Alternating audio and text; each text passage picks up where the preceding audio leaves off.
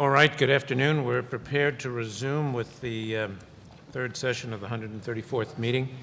As I said before we took the last break, we're prepared now to continue with responses to the claims of material error.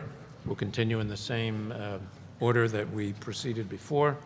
So, Commissioner Cameron. Good afternoon. I'm going to, I'll go in the order.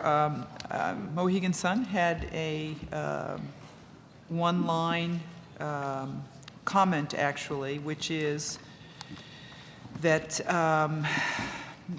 they're noting that the exact regulation 2 OR CMR 11903, and they provide that the Commission must evaluate the quality of the host community agreements, surrounding community agreements, and live venue agreements in its analysis. And my response is this is not a material error. The quality of the individual host surrounding and ILEV agreements was evaluated. Host community agreements were both deemed very good, and surrounding community agreements and ILEV agreements were deemed sufficient for each applicant. The number of surrounding community agreements and the specific content of individual agreements were not compared or rated, as impacts and mitigation needs vary from municipality to municipality. This is consistent with the approach we took for Category 2 and Region 1, Category 1, Region B applicants. So we did take a look, we evaluated, we chose not to rate each one agreement versus another due to the individual nature of those municipalities, and what their needs are different from community to community. That was the extent from Mohegan Sun. With WIN. They sent a letter which had a number of issues, but the one that was listed as an error was in the mitigation presentation, and I'm taking this from the letter itself, provides that approximately 73% of our traffic travels through Sullivan Square. This is incorrect. The 73% figure represents the patrons traffic only. When one looks at the blended rate of patrons plus employee traffic, the actual portion of the traffic entering through Sullivan Square is 58%. The existing traffic is 63% and is after the peak period. My response, certainly we understand the difference, the distinction between the patron and employee traffic. The numbers that were used repeatedly yesterday were 2/3 of casino traffic through Sullivan Square during the peak Friday period, and that's taken directly from the data in the WIN FEIR. This issue does not change our evaluation related to Sullivan Square. There was some other information, additional information regarding the mitigation plans based on ongoing discussions with MassDOT.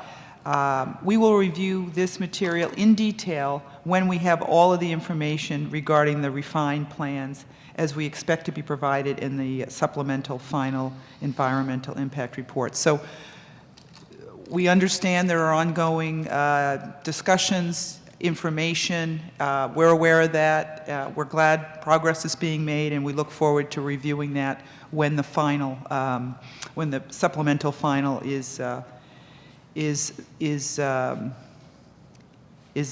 there, is published. So those are my two responses to the issues that were brought from the mitigation presentation. Any questions? I understood that we used the percentage figures of traffic, patron traffic, at the peak hours as contained in the FEIR materials, and I think contained in one of the WIN presentations, as a mechanism for estimating the actual number of cars, which then was used to look at the impact of patron traffic on the existing traffic picture. Is that essentially what we did? Yes. Yes, and 2/3, we actually recalculated, is a very accurate number to Right. use, and that's Right. the number we used for our evaluation. So we were more interested in number of cars than we were with, at peak hour, than we were with anything else. That's what we were trying to figure out, at least on the site design piece we were, and I think we worked in. We did. Harmony on We it. used the same, we shared, luckily, Right. fortunately, we shared the same experts, and we each used that 2/3, which is accurate. Good. All right, let's turn then to Commissioner Stebbins and the claims with respect to economic development.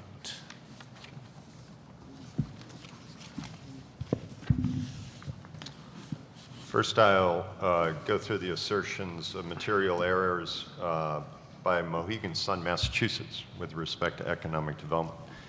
The first identified error is a material error for the evaluators to repeatedly assert that MSM proposes a narrow regional marketing model when MSM has provided significant evidence that it intends to market to an international and domestic audience outside of Massachusetts. The MGC acknowledges the international market awareness activities discussed by Mohegan Sun, Massachusetts within their RFA2 application, and in response to questions at the host community hearings, including a potential partnership with Attract Asia and plans to open international marketing offices. Again, however, while we were reviewing the RFA2 application, there were references to these international marketing activities, and MSM is consistently referred to the PKF market study that we discussed this morning as the basis for their revenue and visitation projections. The review of economic development components of the application are linked to the financial components as set out in Section 2, and MGC was given no reason to assume the projected origin of customers attending the MSM project would differ in any way from what the PKF study had projected. So did not feel there was a material error with respect to that first identified error from Mohegan Sun, Massachusetts. The next one, it is a material error not to evaluate the merits of MSM's proposal for a balanced approach that acknowledges the importance of international high rollers, but does not over-rely on this riskier market segment. Again, did not feel that this was there was no material error. MSM did detail or reference a balanced approach in describing its source markets. Again, the PKF consulting study is noted in response to identified error above, projected 95% plus of visitation and revenue from within approximately 60-minute drive of the casino. No additional detail was provided in the PKF consulting study, the marketing plan, or the financial projections regarding a balanced approach to the market.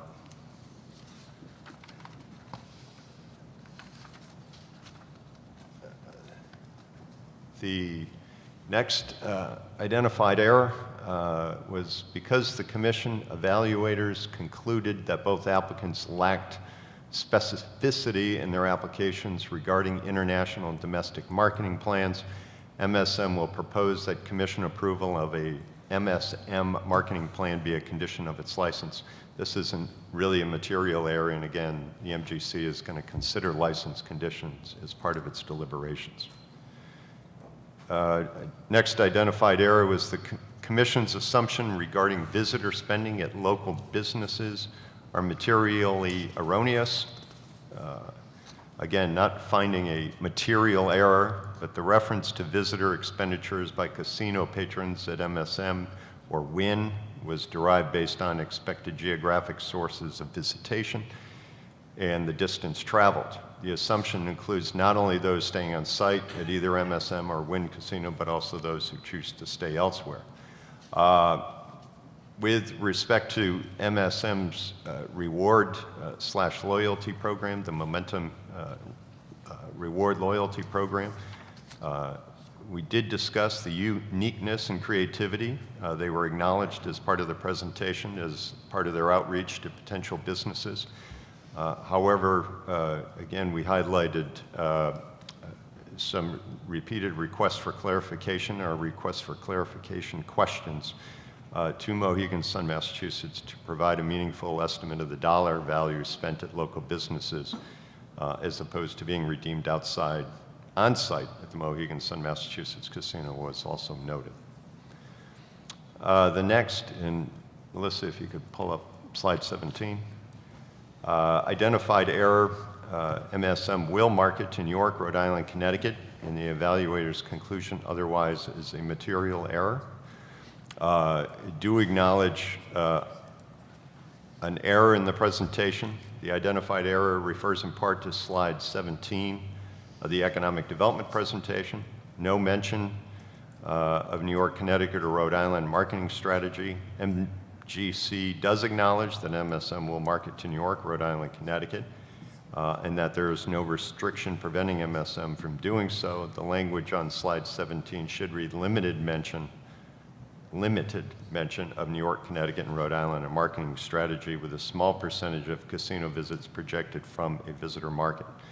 The MGC acknowledged on page 53 of the Economic Development Report that, again, MSM will send out mailers 60 times annually and considers New York a long-term market for the facility. However, the market study again, and therefore MSM, did not recognize these markets in the primary or secondary zones in visitor projections. The use of the PKF market study for revenue visitor projections has been previously discussed. So it's an acknowledgement of an error in the presentation in that bottom section. Next, identified error. MSM has provided significant detail about its plans for use of organized labor in its operations. Do acknowledge again an error in the presentation. The RFA2 application review acknowledges labor agreements for permanent non-supervisory employees. This was considered as part of the evaluation process. Both applicants achieved a rating of very good on this question grouping. The presentation did include an erroneous statement with respect to providing no detail of operations. Next, an identified error. The consultant should explain the verification efforts, if any, they have taken related to our competitors' aggressive assertions. Again, do not feel this is a material error. The MGC's approach to review of both applications has been undertaken in a consistent manner. Next, identified error. MSM is not relying on its general contractor to meet its construction diversity goals. Really is no material error, more a matter of interpretation. The MGC noted that MSM has not entered into a contract with a general contractor and that a general contractor will be, at least partially, responsible for meeting diversity goals. Any representation made during the presentation of the contrary was an error. The licensing condition addressed the interest of MGC that we discussed, addressed the interest of the MGC in making the general contractor aware of diversity requirements. And finally, an identified error. The presentation failed to recognize that MSM's commitments to ILEVs to provide specific economic benefits and drive concert goers to Boston, while our competitors' commitments relate to a single sponsorship of a toy drive and a commitment to be a commercial sponsor to do Christmas concerts. Again, do not feel this was a material error. The details surrounding the various agreements, plans, and initiatives of both applicants we felt were fairly presented. Those were the challenges of material errors from Mohegan Sun, Massachusetts. There were no assertions of material errors from Wynn, Massachusetts relative to the economic development section. The PKF study of December 2013, were we ever notified that that was invalid, out of date, no longer to be relied on? No. No, and as we heard this morning, the PKF study was recognized as most recently as the end of August, as, albeit a conservative study, but one that the applicant said was still being utilized. You said in a couple of occasions in there, you made reference to the MGC's conclusions. I take it you were speaking about MGC Commissioner Stebbins. That would be correct. I don't want to speak And I for- say that not as simply a point of order, but these are the reports of the individual commissioners. The deliberations that will follow may contain instances in which we query each other about conclusions that have been reached and about the weight we add to them and about the methodology and about our thinking that went into them. So this is still a work in progress, and a work in progress that is going to be the basis for our substantive discussion when we get to the end. So I just wanted that clarified. All right. Anything further any commissioner wishes to raise before we move into the next phase, which is the, and we received no assertions of material error with respect to the overview presentation. Is that right? All right, I'm about to move into the next stage of the proceedings, which is to consider the conditions. But I've been, oh, I'm sorry, did you have something you wanted to say? I was going to bring up something relative to the PKF market study that was again referenced in economic development, but I know was referenced prior to the finance section. Okay, if you want to do it briefly, I've got a request for a 5-minute recess, which I'm going to allow in just a second, but why don't you go ahead and finish that thought? Right. In its application, or in the proposal, Mohegan Sun, Massachusetts attached and referred to the PKF market study in answers to 6 different questions in the RFA application, including their response to 2-36, marketing to out-of-state visitors and use of junkets, and question 237, marketing to in-state visitors.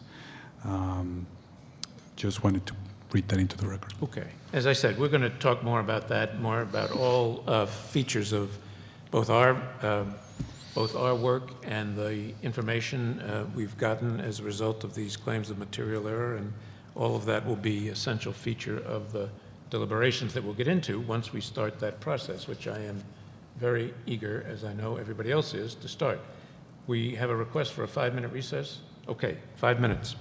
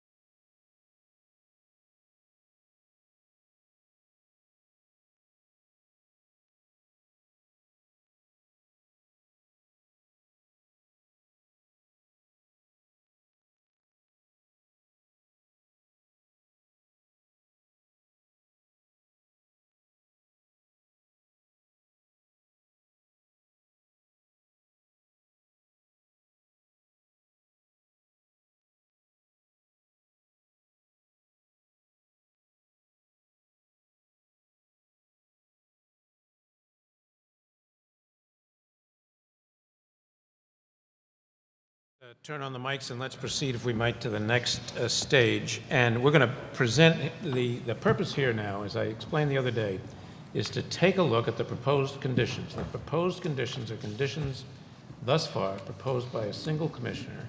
We need to talk about them.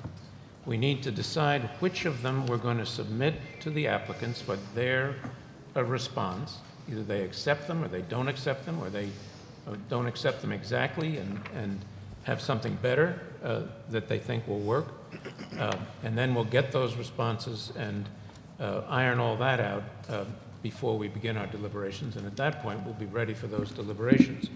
So these proposed conditions, which have been sitting on the table now for 24 to 48 hours, are the conditions that we're going to discuss now. It should also be clear and understood, and I hope it is clear and understood, that all we're voting on today is a list of conditions to send to the applicants for acceptance or rejection.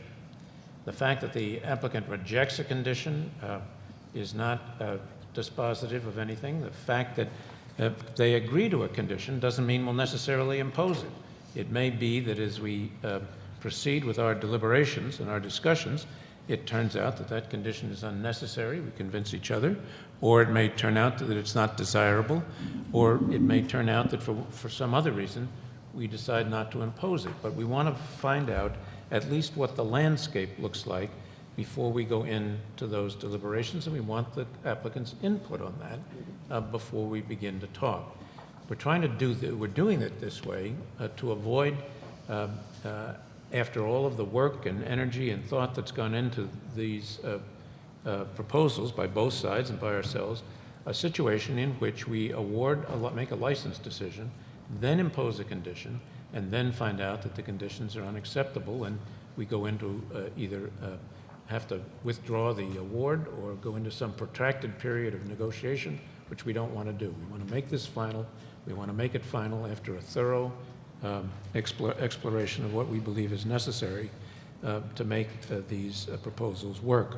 So that's why we're doing it. That's what we're going to do. And we're going to start now. And we're going to go in the same order that we went in with respect to our other, with respect to the presentation. So I begin.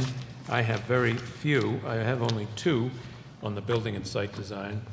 And I therefore propose to the commissioners that on the list of conditions we submit to Mohegan Sun is a condition that Mohegan shall submit exterior material and finish selection and samples for review and approval by the Commission as part of the planned reporting to the Commission in accordance with the design and construction schedule, ultimately to be approved by the Commission. That'll be approved as it was for the others after the license is awarded.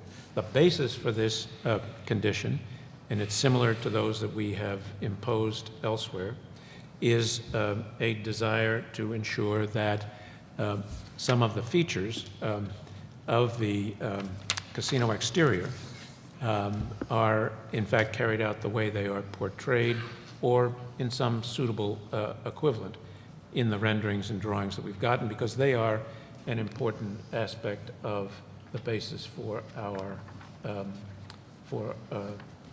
building and site design evaluation. So that's that condition, and that's what I'd recommend. Insofar as Wynn Everett is concerned, I'd recommend a condition which states that the Commission strongly urges Wynn to reconsider the exterior design of the buildings and present a revised design to the Commission. That's an urging, not a command. And in any event, Wynn shall submit, and that is a command, exterior material and finish selection and samples for review and approval by the Commission as part of the planned reporting to the Commission in accordance with the design and construction schedule to be approved by the Commission. This condition exactly parallels the one for Mohegan Sun that I just finished. The additional request is for a review of the exterior design of the buildings and presentation of a revised approach. That's not a requirement. We hope that that would be done because of the comments we made during the course of my building and site design presentation. So, colleagues, those are the 2 conditions I'd recommend from the building and site design standpoint. Happy to have discussion. Yeah, I have a question. I realize it's a strong urging, but what could we expect in terms of measurable outcome out of this request or urging? And I'm going towards what if there is another drawing facade produced that It's unacceptable. is unacceptable, Yeah. or somewhat acceptable. What could be the standard to measure that that they have complied with? Yes, I think that's a sound and important question. We have, in the building and site design section, listed 9 criteria to judge design. And I think that the problem is that no matter how one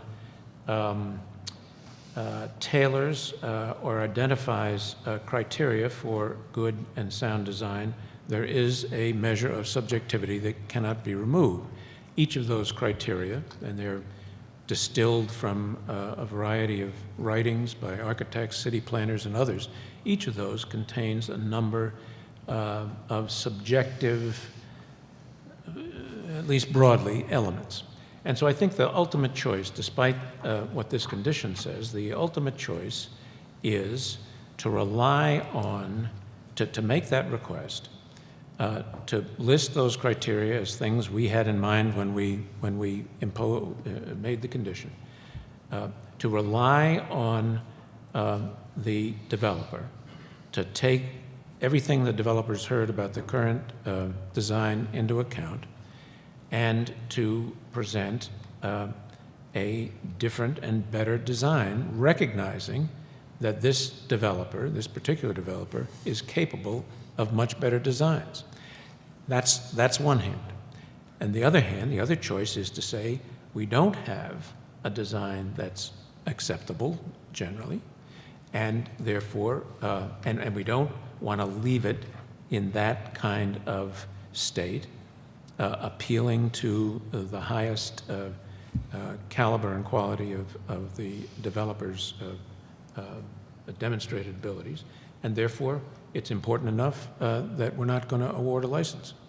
It seems to me those are the 2 alternatives. But to try to make this contingent on some kind of a commission-driven design review, it seems to me is not a useful course to take. So that's why But your position is the former, not the latter. the position is the former, not the latter. Though, and we're simply putting this out as a condition. We're not deciding now we're not deciding that ultimate question now. We're deciding whether this is a condition we're going to ask them to consider. We'll consider the response, but we still have the choice of how to approach this once that's finished.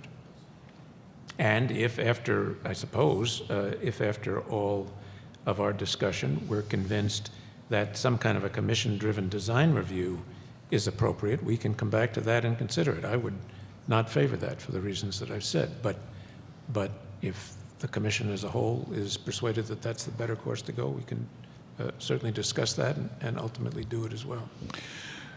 This may go without saying, but it would, of course, be up to the commission to determine whether they have complied, once they accept the condition, if that's the case, whether they have complied with that condition or not. Surely, except that this is a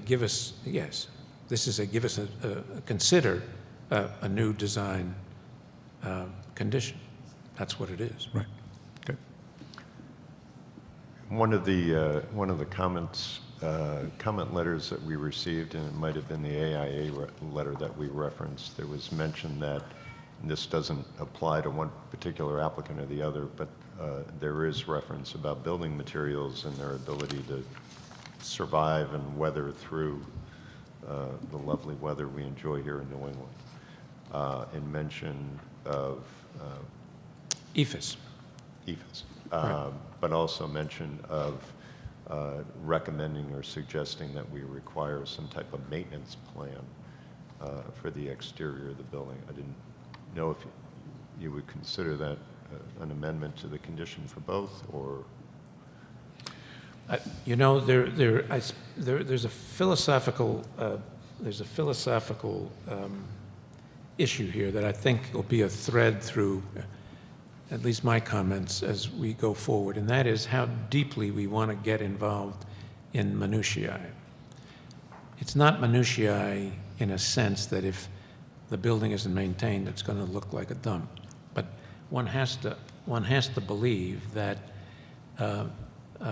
applicants of the quality and caliber that we have before us aren't going to let that happen. And therefore, I am philosophically reluctant to get into a series of governance issues of that kind, and would leave it to the successful applicant, and confident that applicant would do it. But quality of the materials is a little bit different. I mean, I think we need to, there's precedent for that. With the MGM facility, for example, we did say that on one side of that massive garage that runs along the river, we wanted materials of the quality that were on the other side, because the drawings didn't, the drawings showed a big blank wall of inferior material, and so we put that in as a condition. And I think that's not the kind of detail that I shrink from, but the other kind is. Okay. Yeah, I would agree. I really think it's important that we're consistent. The part of the condition that is identical to both applicants is what we've done in the past for the other two licenses, and the urging rather than some kind of a mandate is absolutely. I would not be comfortable with a mandate here and imposing our judgment with this matter. So I'm very comfortable with this condition for both as the way it's written. I would agree. Okay, I don't think we need a formal vote. I think we'll proceed by consensus, and if I sense a consensus on those two conditions, so they, council are keeping track of these. Where's Catherine? Someplace. And council are keeping track of these conditions, and they are going to appear in a more formal form in a list we ultimately give to each applicant. All right, that finishes building and site design. Let's turn, if we might now, to finance.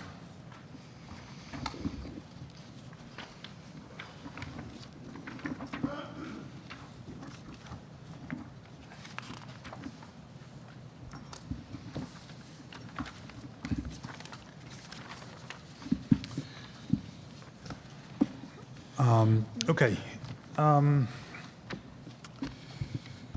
What I presented as part of the conditions for finance applied to Mohegan Sun. We may have that up on the screen. The condition is perhaps better outlined in. Well, it's not really. It's outlined in the page 2, page 2 or 3, Melissa. 2. It's 2, 3. I think. Actually, let's start with 2. Sorry, I could. And this relates a little bit to. It actually relates to a clarification or a assertion of material error. So I should start by refreshing the statement from this morning that what we're coming here to calculate is the equity that would be available after the stated equity from the applicant that would be available to commence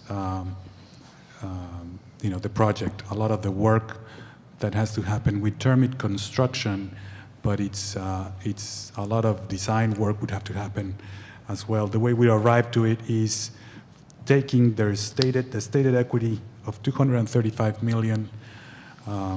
That's the applicant's number, and subtracting the spent to date by both parties that arrive at this juncture, as well as subtracting the licensing fee, which is payable 30 days after the actual award of the license, 45 million is what remains. So that, in my view, is little equity that is available to start to comply with a lot of commitments that come soon after award of the license. Without necessarily making a judgment relative to how quickly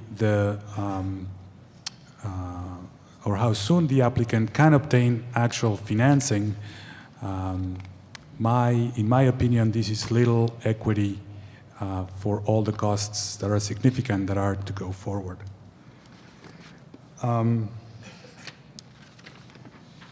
If we flip through the next page, by our calculation, the debt-to-equity ratio at that juncture looks a little bit like what's represented on the screen there, 94.2 of debt to 5.8% of equity. And it's calculated in the fashion in that chart over there. If you divide 45 into the total number that's required at that point, at that juncture, the ratios are as we see them on the screen, and as I just mentioned.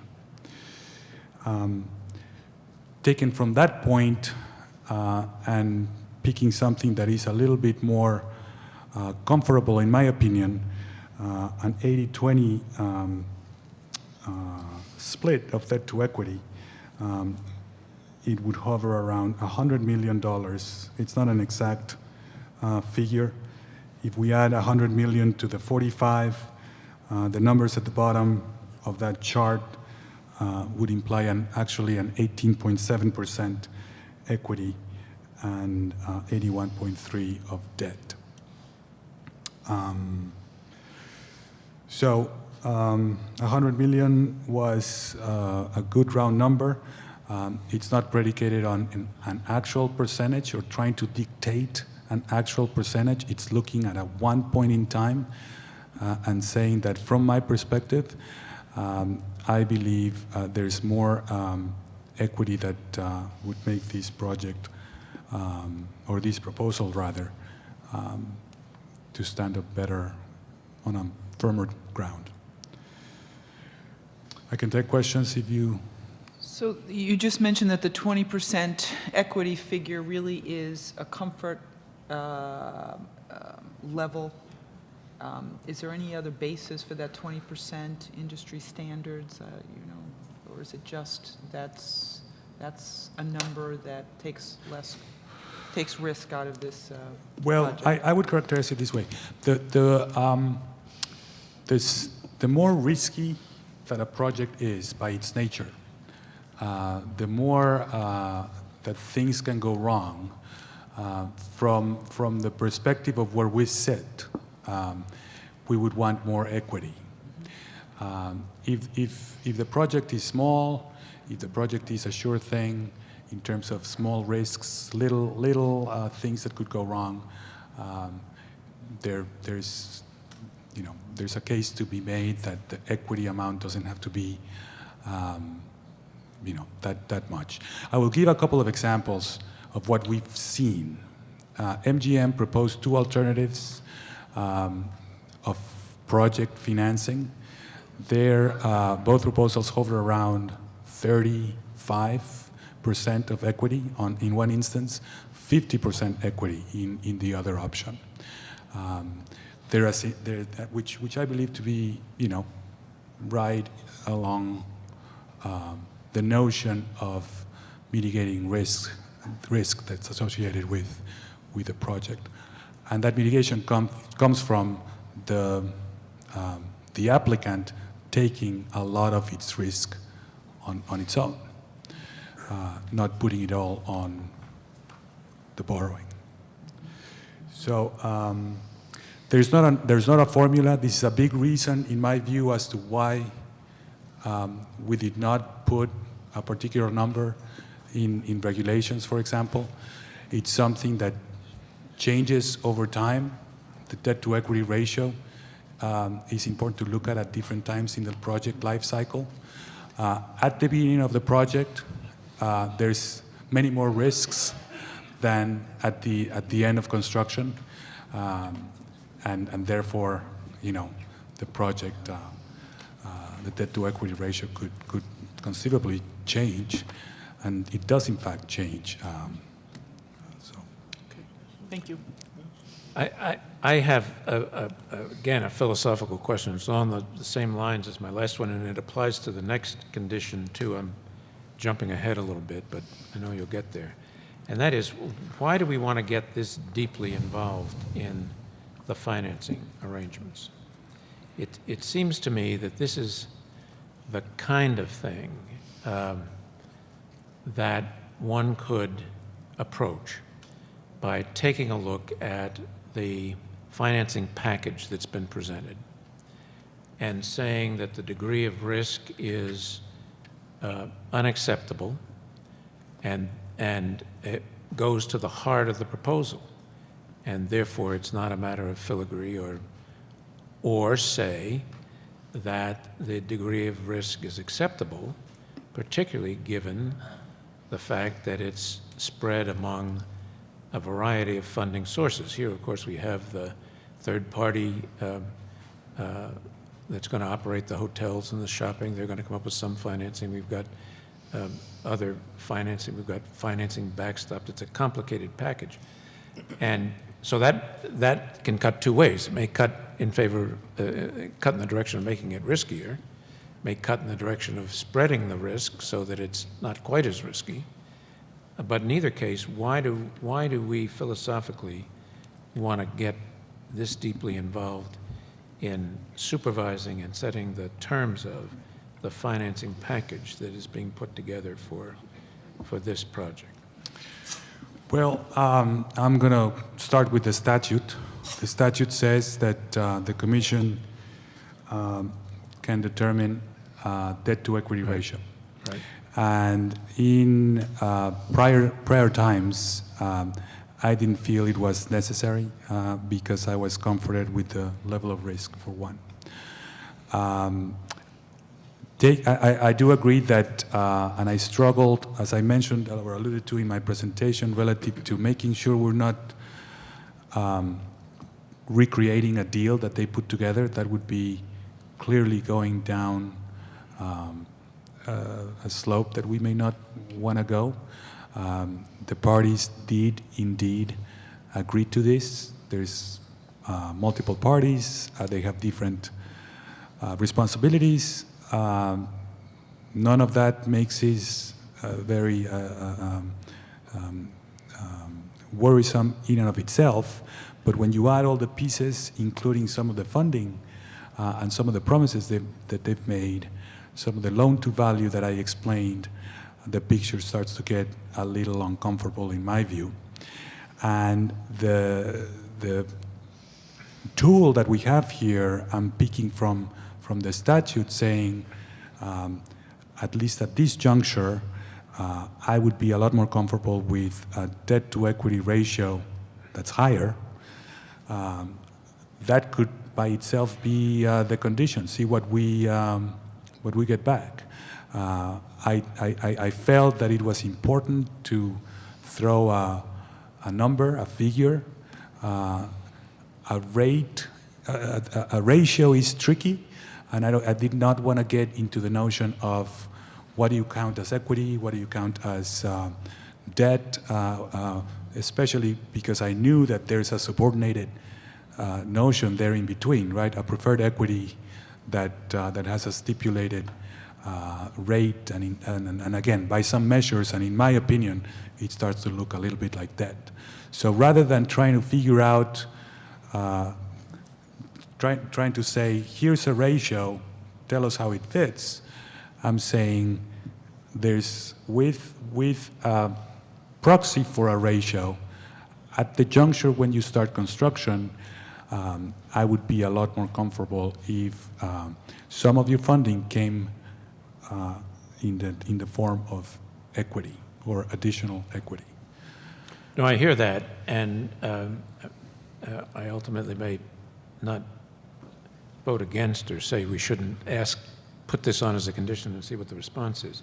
But I'm troubled by, and I don't want to repeat myself, I'm troubled by insinuating ourselves this deeply into the financing plan, because it seems to me conceivable, and this is not my area of expertise, but it seems to me conceivable that the entire financing structure has been calculated on the basis of the various things that the parties have brought to the table. In other words, the rental has been calculated on something. The financing package as a whole has pieces that were fit together based on an existing financing plan to produce yields consistent with that plan. And to put in a requirement now that somebody put in another 100 million has the potential, it seems to me, among insinuating, in addition to insinuating us into the middle of saying what the terms of the deal should be, to have ripple effects throughout the whole deal that need to be recalculated in order to account for the additional equity that's plopped into the middle of it, and may make it unpalatable for some party or other who's already committed to a piece of this to rethink its participation. And it seems to me that to go in from the outside in that fashion, rather than say, here it is, we've examined it, we know what it looks like, it's okay, we'd like it if it were a little bit more equity rich, or it's not okay because it's too equity poor, is the better approach. But as I say, I'm prepared to let the condition go to the applicant, but reluctantly, because I do have doubts, and in any event would want to talk about it a lot more, even if they say they'll do this. Well, if for me the choice is it's too complicated, let that be the case. The parties agreed to this. It's too onerous, or there's no time to put that condition in front of them. Then I would be on the side of saying I'm uncomfortable with the way that I see relative to the leverage of this proposal. On the merits, when we get to On that the merits, piece. Yeah, on the merits, yeah, yeah. right. All right. And if that discussion is for later, I'm prepared to table that. Yeah, no, I think it is for later. Something else might happen, but I hear you. No, Now, I can put another notion if it's where you were going, or I could also wait for other commissioners to chime in, but the condition could be a lot more general. Go get equity, demonstrate to us in some other form why this is a good debt-to-equity ratio. I don't know. okay. Other thoughts, questions? No, I mean, in your rankings and in your review, you raise the issue of, your concern over the level of equity in the deal. I think we'd all be concerned about this applicant being able to meet its commitments, which some of them happen kind of on day one. But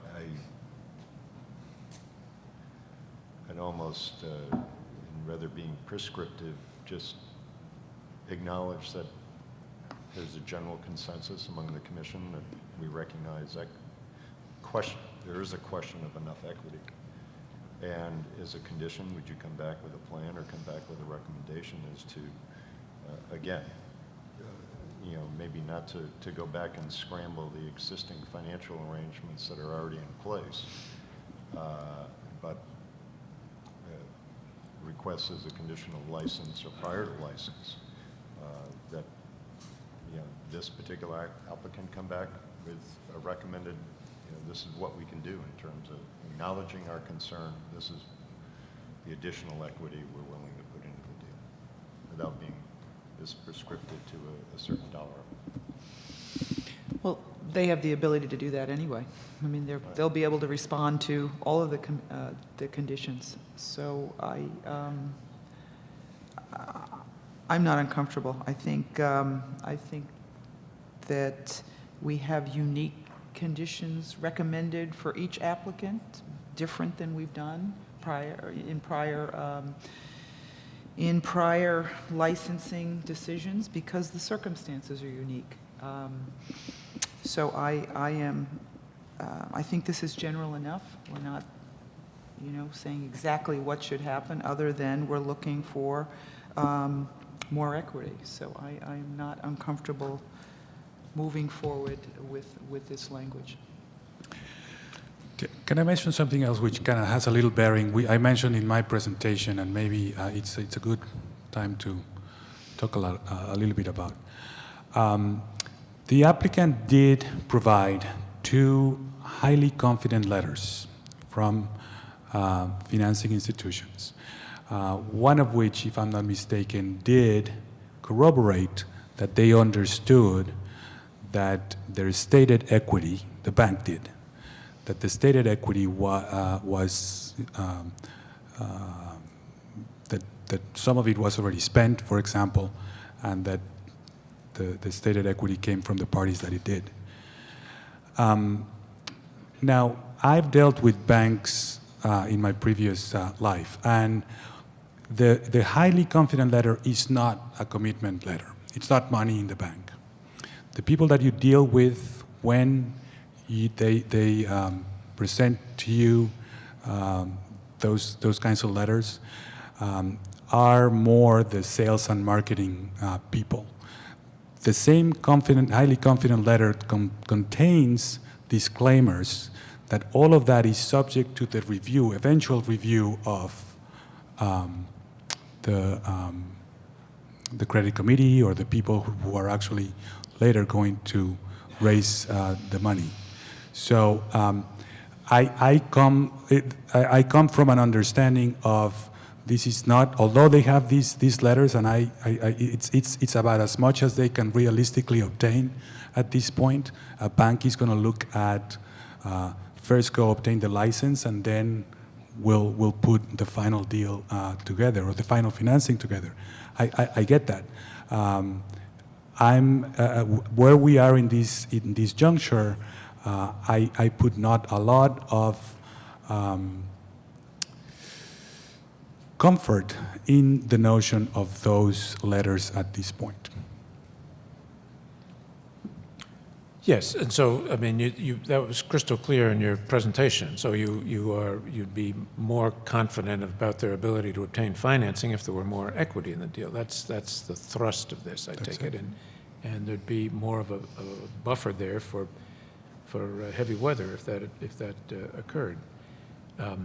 So I certainly understand that. But my and I'm not going to repeat it, my overall concern remains. I'm happy to put the condition, I've stated my piece, I've said my piece. I look forward to discussing it further later after we see what the response is. I've said my piece about how I feel about philosophically about this road. But I'm content to let it go forward and see what they say. Anybody else? Okay, let's look at the next one then. The second one applies to finance as well. No, there's some more on that page, Commissioner. Oh, Unless you were That's treating right. them all as a package, but I think I have different views on the next two. okay, that's right. The second part that deals with this is for the Commission to approve the credit agreements with the senior lenders. And in here, there will be, in my estimation, there may be covenants or requirements from the senior lender that may change the applicant's ability to deliver on some of the promises that they've made, or some of the assumptions that they've made relative to their cash flows and et cetera. So I would like a juncture of understanding what those requirements may be insofar as they affect their project financing. Okay, this one I really do, I said what I said a minute ago, but I up the volume. I think getting into the middle of the credit agreements between the borrower and the lender is something that, with all due deference to you, and I'm sure you're able to do this, is not a function for the commission. Those agreements are extensive, they're complicated. Pulling out one piece affects other pieces. It is just a kind, I think, of micromanagement of the plan, the financing, the business that the commission really ought to stay out of. If we think we have to do that, then it seems to me we shouldn't get involved in the first place. And that, again, is something we can discuss later. But if if your concerns are so strong,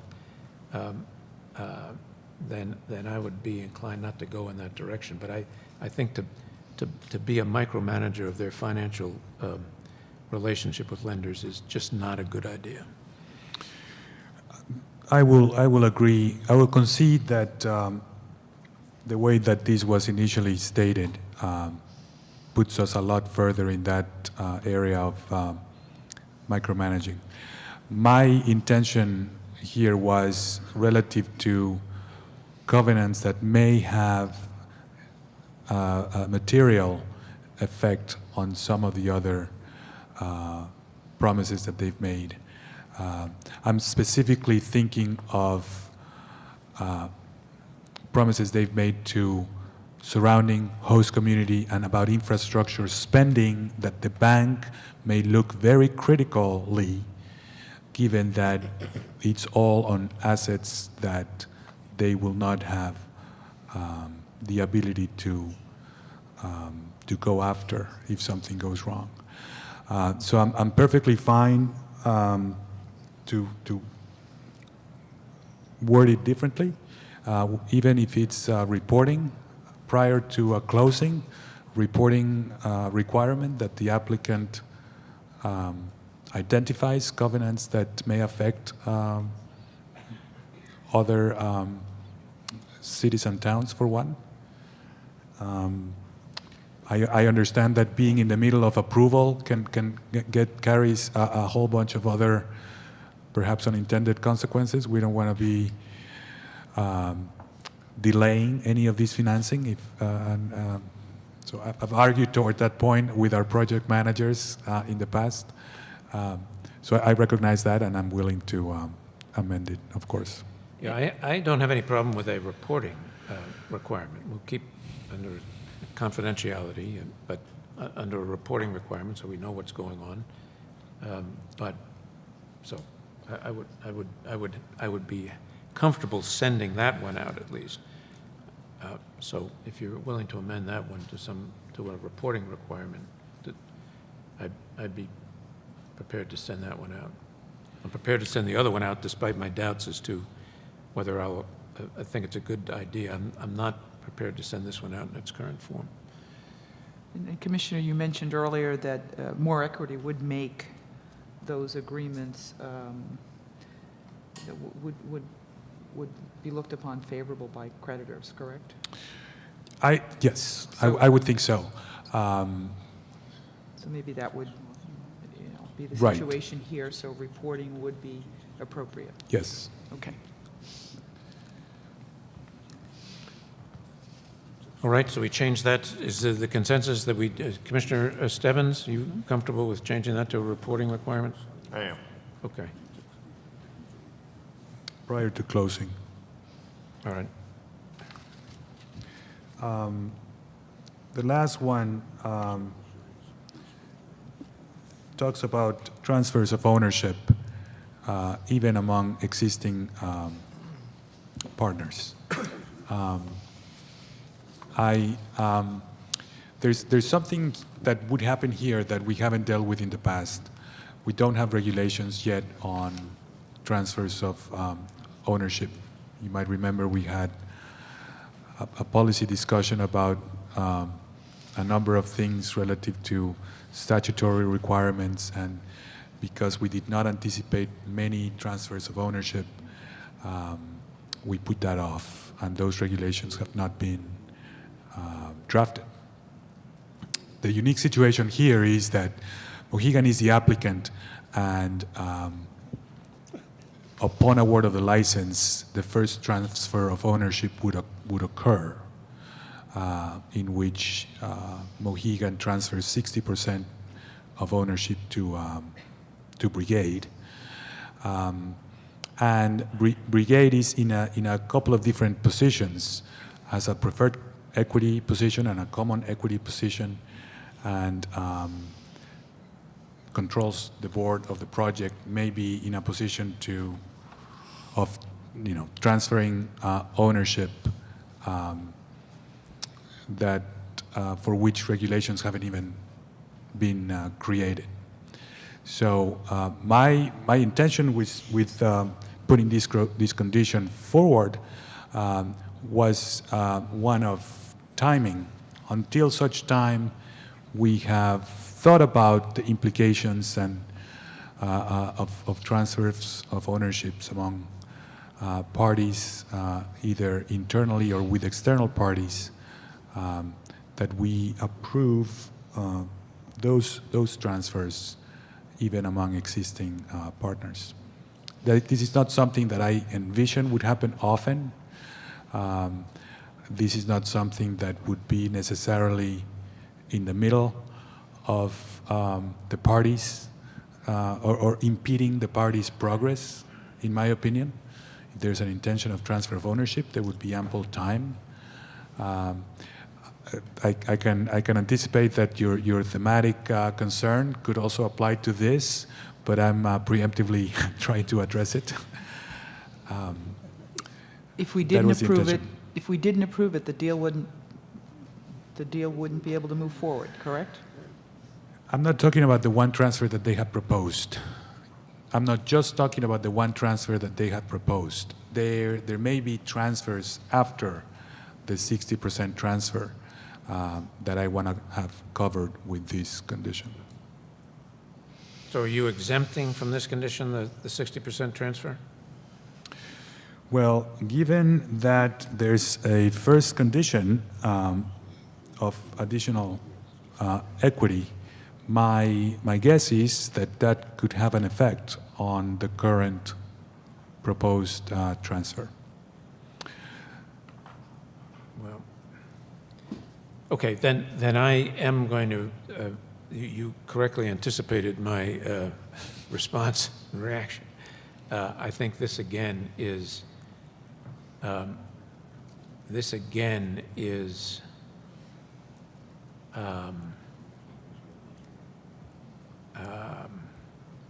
getting too deeply involved. But there's a caveat to that, and I'm not sure this condition addresses it. And that is, we have already seen in some of the agreements that were part of the initial package that was put together, arrangements for transfer of operational control that were troublesome. And so there's a bit of a history there. Those were excised, but they were there. And they raised the specter that there may be situations in which we would want to have a say. Those proposals, or the particular one that I'm thinking about, did condition the transfer on commission approval.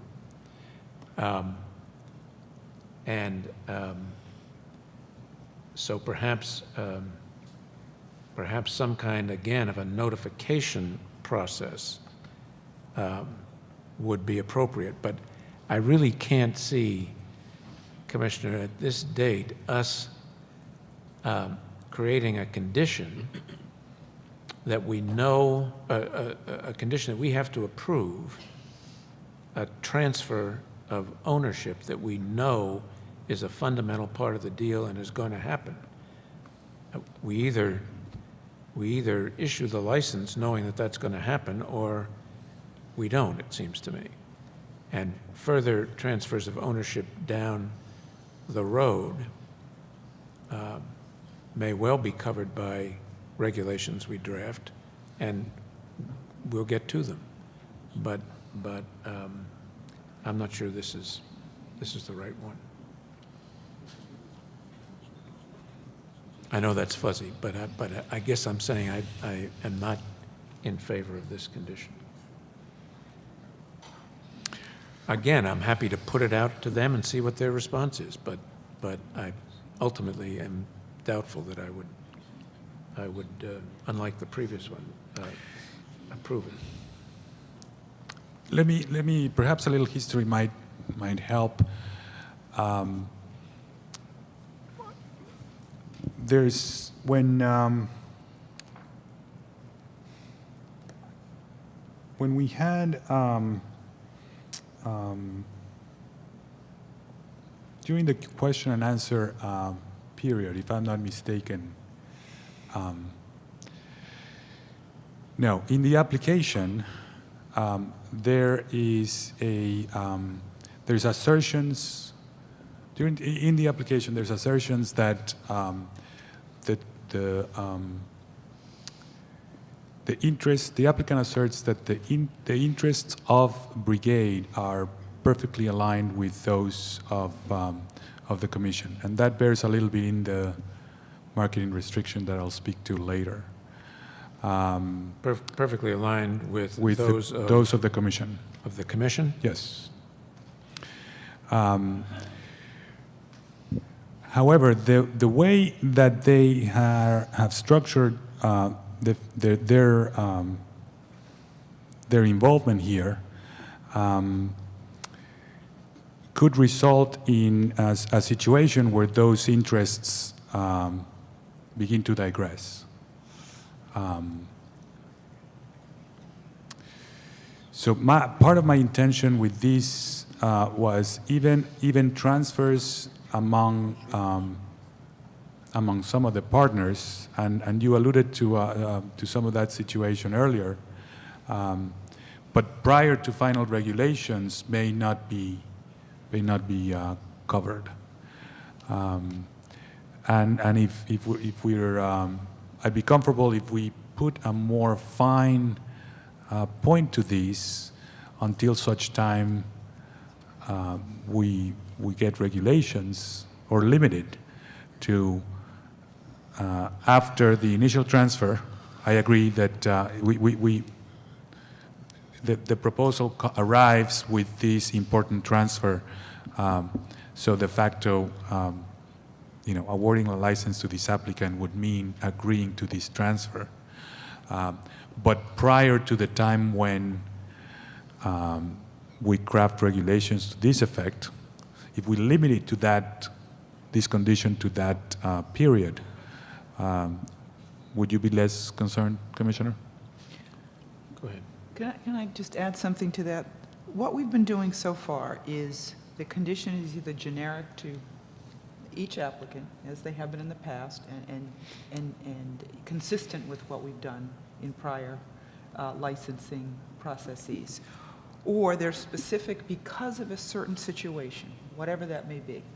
In my case, what I'm proposing is a situation based on transportation management. This is generic. This is not specific. This is in case something happens in the future. And I think I'd be more comfortable if we just go ahead and write that regulation, make it a priority, and put forth a regulation that applies to everyone. I think when we get, this is kind of outside of specifically up here, it's an equity issue because of their particular financing plan. This is something that we don't know what that'll be in the future, because we know of one particular transfer, but other than that, we don't know of anything. So I'm just not sure why we can't go ahead and prioritize a condition, rather a regulation that would apply to everyone. Can I offer a suggestion?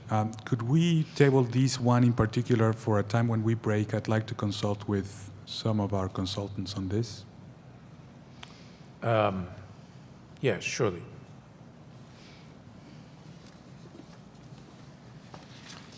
All right, the next one. Next one, I do want to emphasize a point here that maybe didn't come across yesterday or the Monday. The condition that I am proposing relative to the marketing restriction is an amendment to the structure that they have suggested.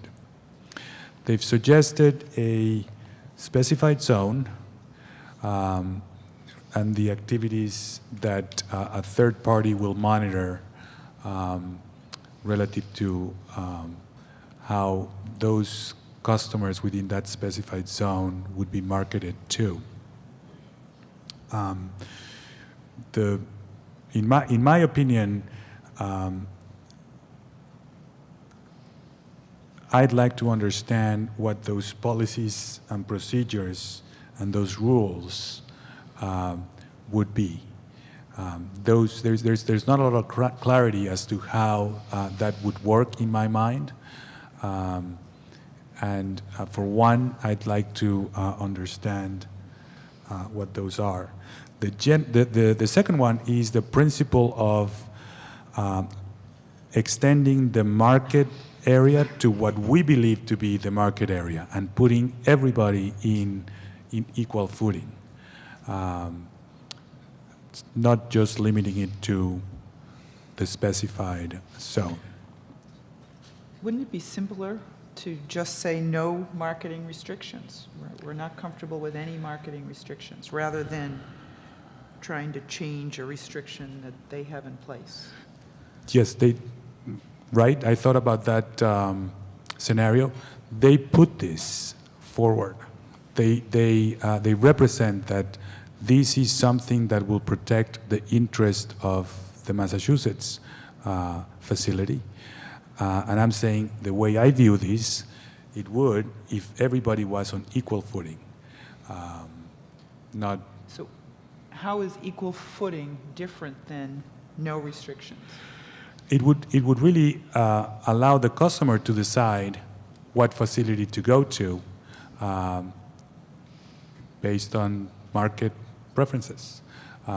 They've also represented, and I believe that, the quality of the facility in Connecticut in Massachusetts will be very similar to the one in Connecticut.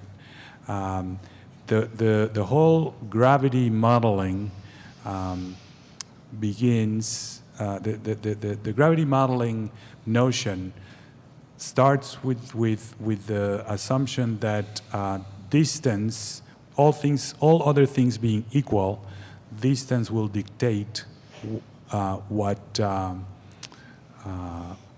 customers decide to patronize which facility. However, there's all exceptions to that gravity modeling. We all know that we drive sometimes a little bit more to get to a grocery store because we like certain things that we don't like in the one that's nearest to us. However, it has the ability to have everybody in the market area give enough choice to patronize whichever facility they like. So my read or lack of understanding of how what they propose will actually work, in my mind, begins to be addressed a lot better if the market is all of the market area. And as we have defined it, is New Hampshire, Massachusetts, Connecticut, Rhode Island, and leave everybody on equal footing.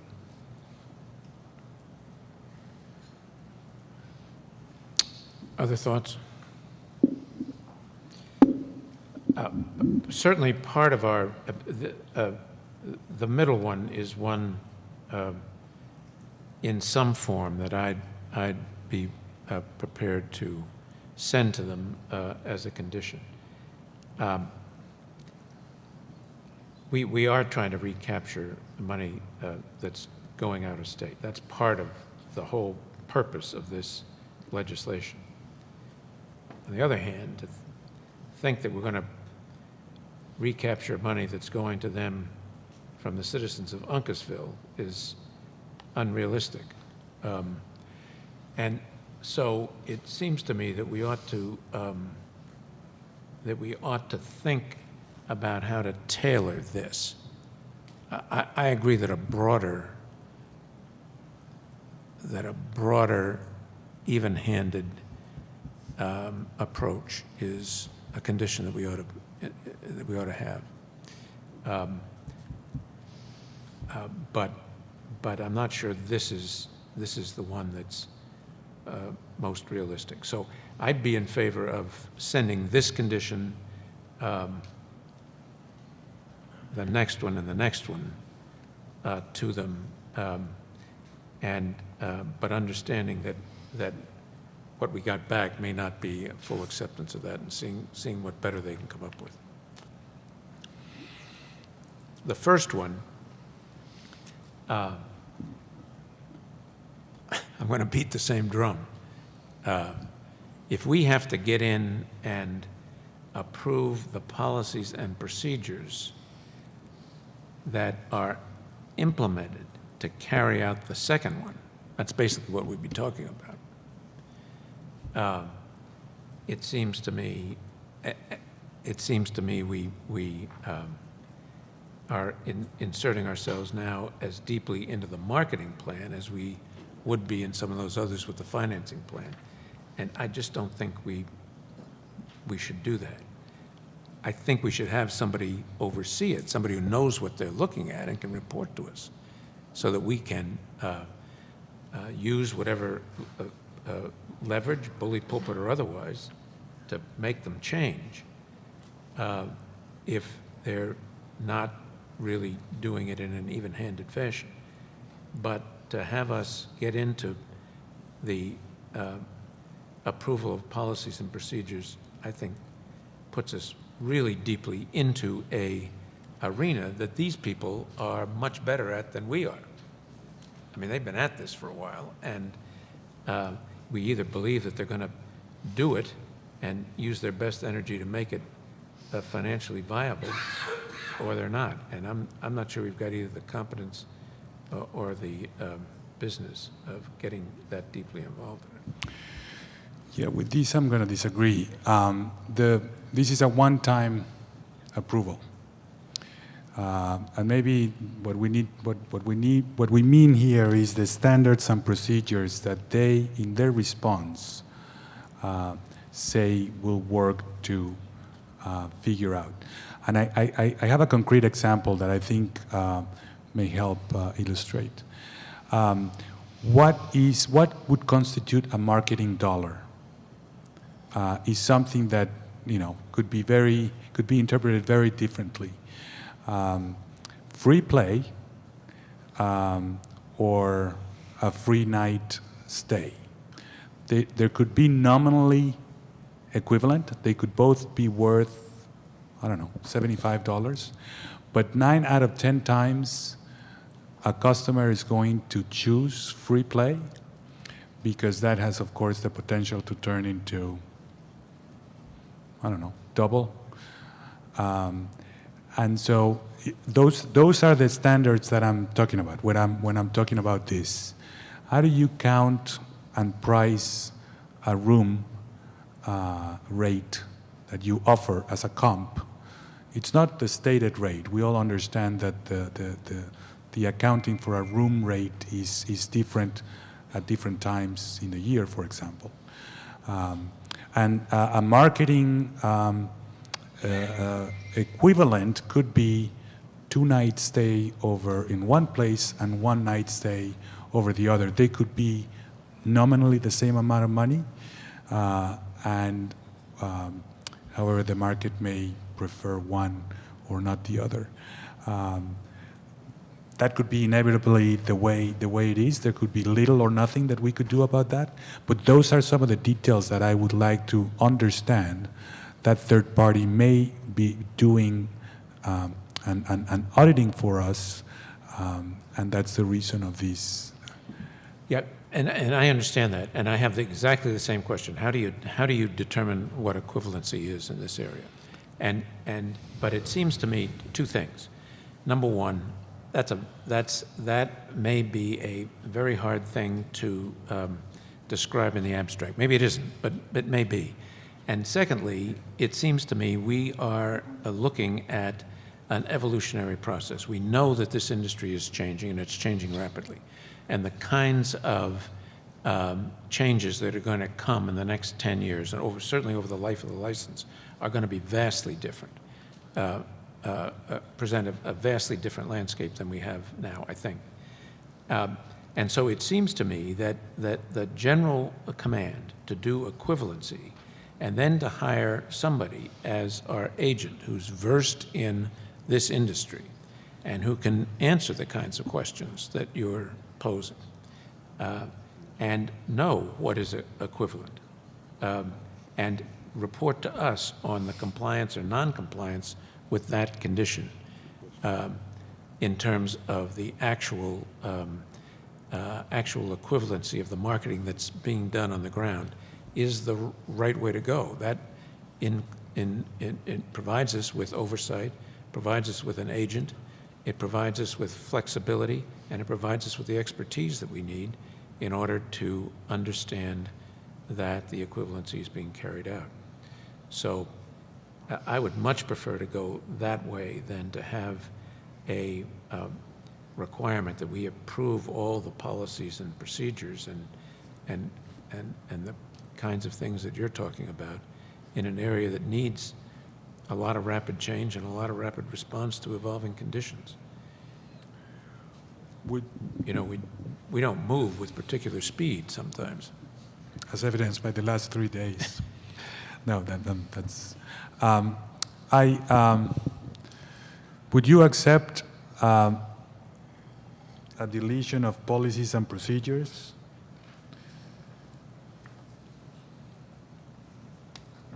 Then what are we approving? Commission to approve the marketing rules and restrictions. Well,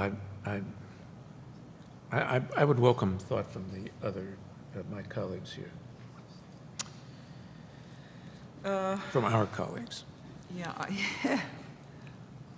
again, I want to get back to being consistent, and this is specific, which is why we're addressing it, right? This is something we think is an issue.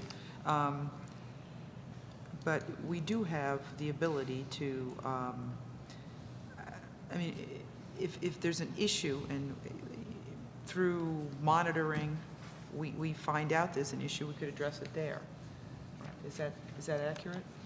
How would we determine that there's an issue if we had no input in the rules and restrictions? Well, because we would determine that number 2 is we don't believe that that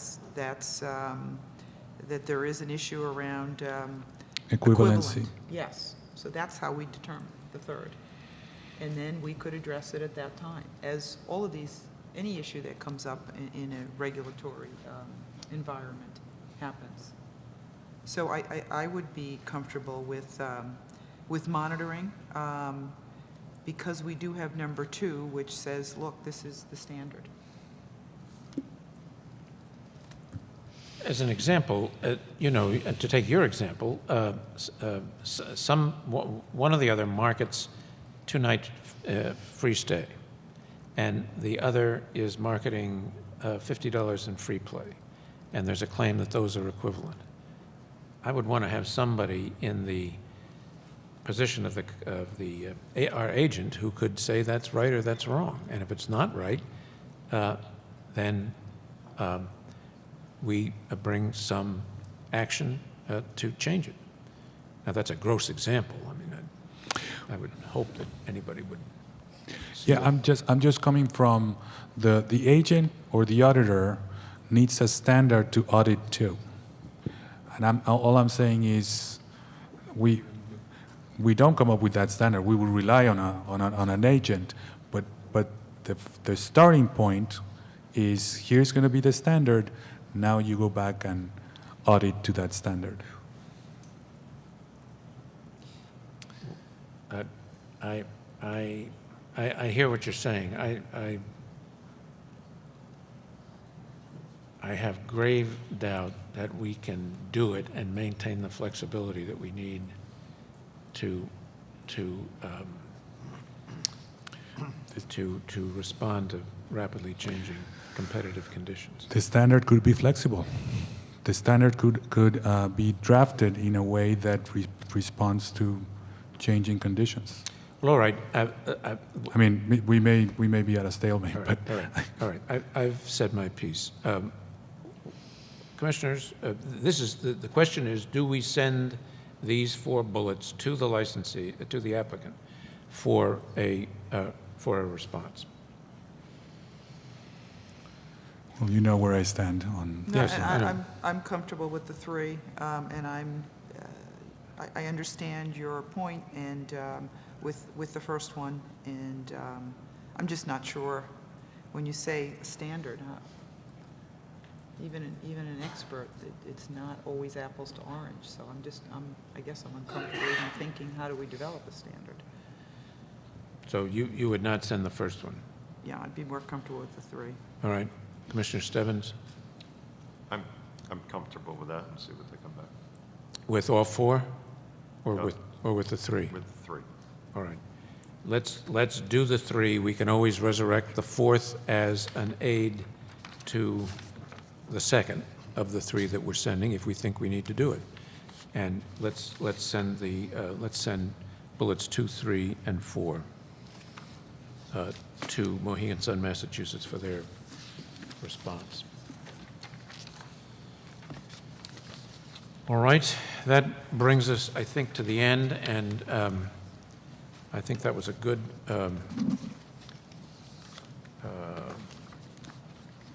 and helpful discussion. That brings us to the economic development conditions. Do you want to go in order, or I'm sorry. It doesn't bring us to the, if you it want brings to us to, stay with let's go to traffic. mitigation? Okay. So if we turn to, we had a little background information, which I don't think we need to go over again. So if we turn to page 3, and we started this condition with accepting or incorporating all of the elements of the best and final offer, that's the BAFO for Win, to Boston. And these are the elements that are included in that BAFO. Are there any questions or concerns about incorporating this piece into the condition? I have none, and as I stated yesterday, I think some of the BAFO conditions that are more along the lines of the job guidelines and the business spending guidelines, I would support, so, Which means you're supporting all of them? yes. Okay. Yeah, I said when we talked about this, as it was being presented, that this was, our job is to mitigate adverse conditions that are likely to arise. And this is Wynn's estimate of conditions that would be mitigated by these payments. And this is the minimum that the city could have come out of the arbitration with, and I think it's the appropriate place to start for that reason. Commissioner Zuniga, you agree? Yeah, I agree. Okay, so we can move on to the second portion of the condition, which is traffic mitigation at Sullivan Square. And we started this with, kind of short-term and long-term. There are photos there of both of those. And we started this with, complete, which is a requirement anyway, to complete the MIPA process and receive the permits for short-term mitigation at Sullivan Square by July 1st of 2015.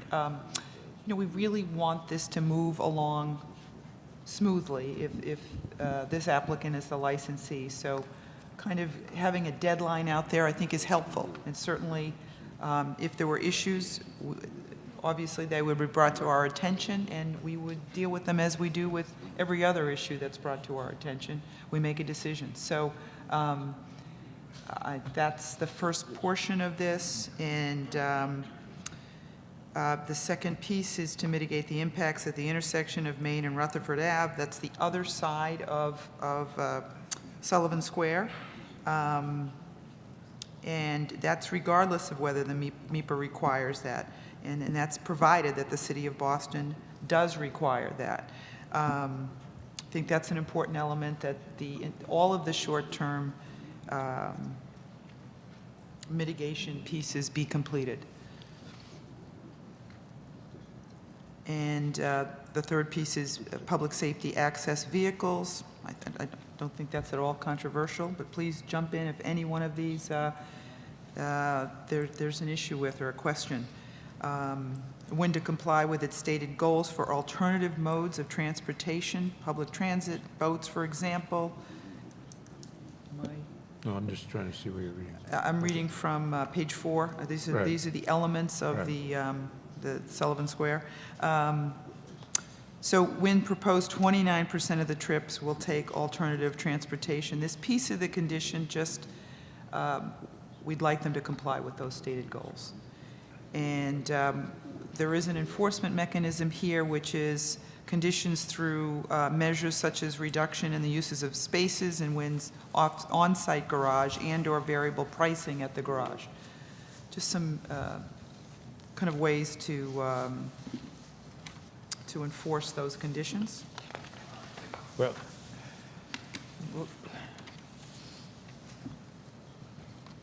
Want me to- okay. No, I'm sorry, I was on the wrong page. Oh, you were? Not the first time. Okay. Okay, so if we go to the next page, which is page 5 of the condition, this is a continuation of short-term and long-term mitigation. And this is when to pay 10% of the costs of a long-term Sullivan Square Rutherford Ave plan, provided that that its design is to accommodate casino traffic. Okay, we're not saying what the design should be, but that design should accommodate casino traffic in order for Wynn to be responsible for 10% of the costs. And again, that 10% is the projected amount of traffic from the casino during the Friday peak hour. We thought it was important to cap that at $20 million, and that's reflecting the cost of the long-term solution may grow to more than the $100 million estimate. And the 10% is in addition to the $1 million annual transportation payments specified in the BAFO. Now, this is important because the $1 million in the BAFO is not earmarked for Sullivan Square, the long-term solution there. That could be used for other transportation issues. So, I thought it was important that that be a separate number for that reason.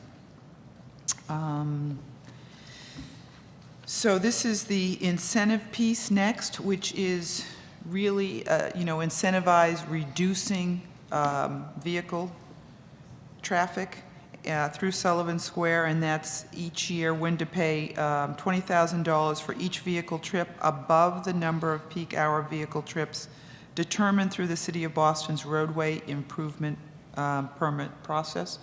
These permits will come from Boston, and that's the appropriate number to use. And the example of this would be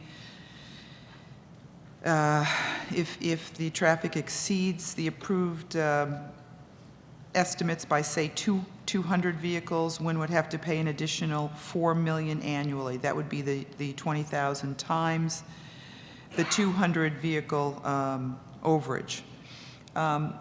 There was a question asked about this. Well, how do you make sure that those vehicles, our engineers are in fact very certain that we can come up with accurate numbers here.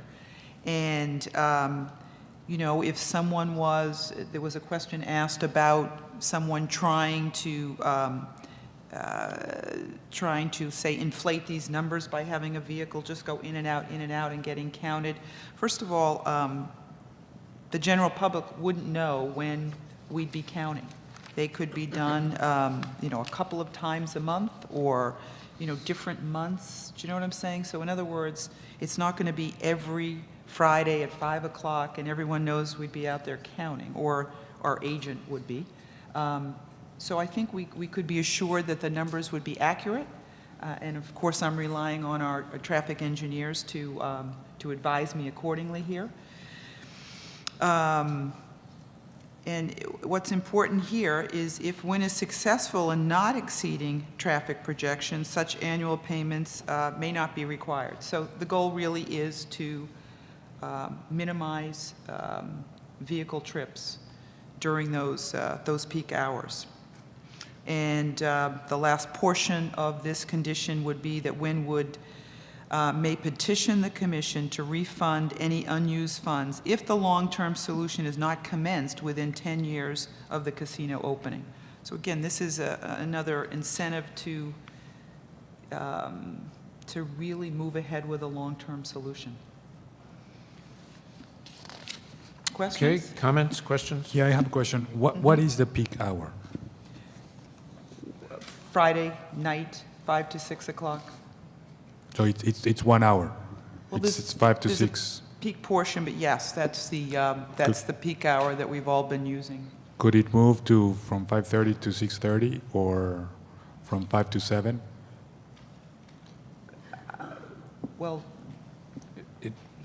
Sure. you The answer is sure. It could, that's what it's set at now. It's the 5 to 6 hour, 5 to 6 o'clock hour, which is the heaviest traffic both for commuters and casino traffic combined. The actual peak for the casino is a little later, but but by then the commuter traffic has abated. So yes. that 5 to 6 period is typically used. It could be adjusted, but it would be set in advance, and everybody would know what the peak hour would be. It'd be someplace in that time range. But And it would be 60 minutes. Right, right, Sometimes. right. I mean, I heard you mention peak hours, Right. and I wasn't sure. Well, there are peak hours, but this is you use when you make these calculations, this is the hour that is where both of those things happen, the casino traffic as well as the commuter traffic. So that's the hour that is most affected, and on a Friday night. Okay. And it would be functional, so you could adjust it, and you would measure it to adjust it to the hour that in fact had the greatest volume of traffic going through there. Right. But It's designed to measure traffic at the worst condition. Right, traffic right. at its worst.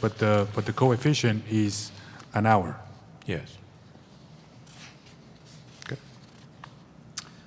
Chris, I'm sorry, please. No, the last bullet on the second page, talking about petitioning us to refund any unused funds if the long-term solution is not commenced.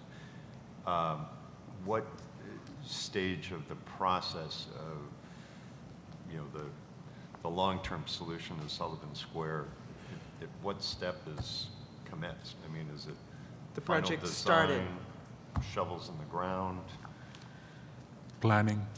I mean, Well, we didn't specify. No, it is specified, I think, in some detail in the actual sheet that's being given as actual start of construction. Yeah, yeah. The planning's been going on since 1999, so planning would not be a good departure point. No, and, you know, we have local officials in the room understand. Right. I certain mean, it takes- percentages Yeah. of takes a long design time, and that's stuff, right. too. I guess my hesitation was, when you said shovels in the ground, I don't actually know, construction started, something has happened there. I'm just not sure exactly what they consider moving, you know, starting to disassemble, whatever. But I don't know, but yes, started, construction started, I guess is accurate enough.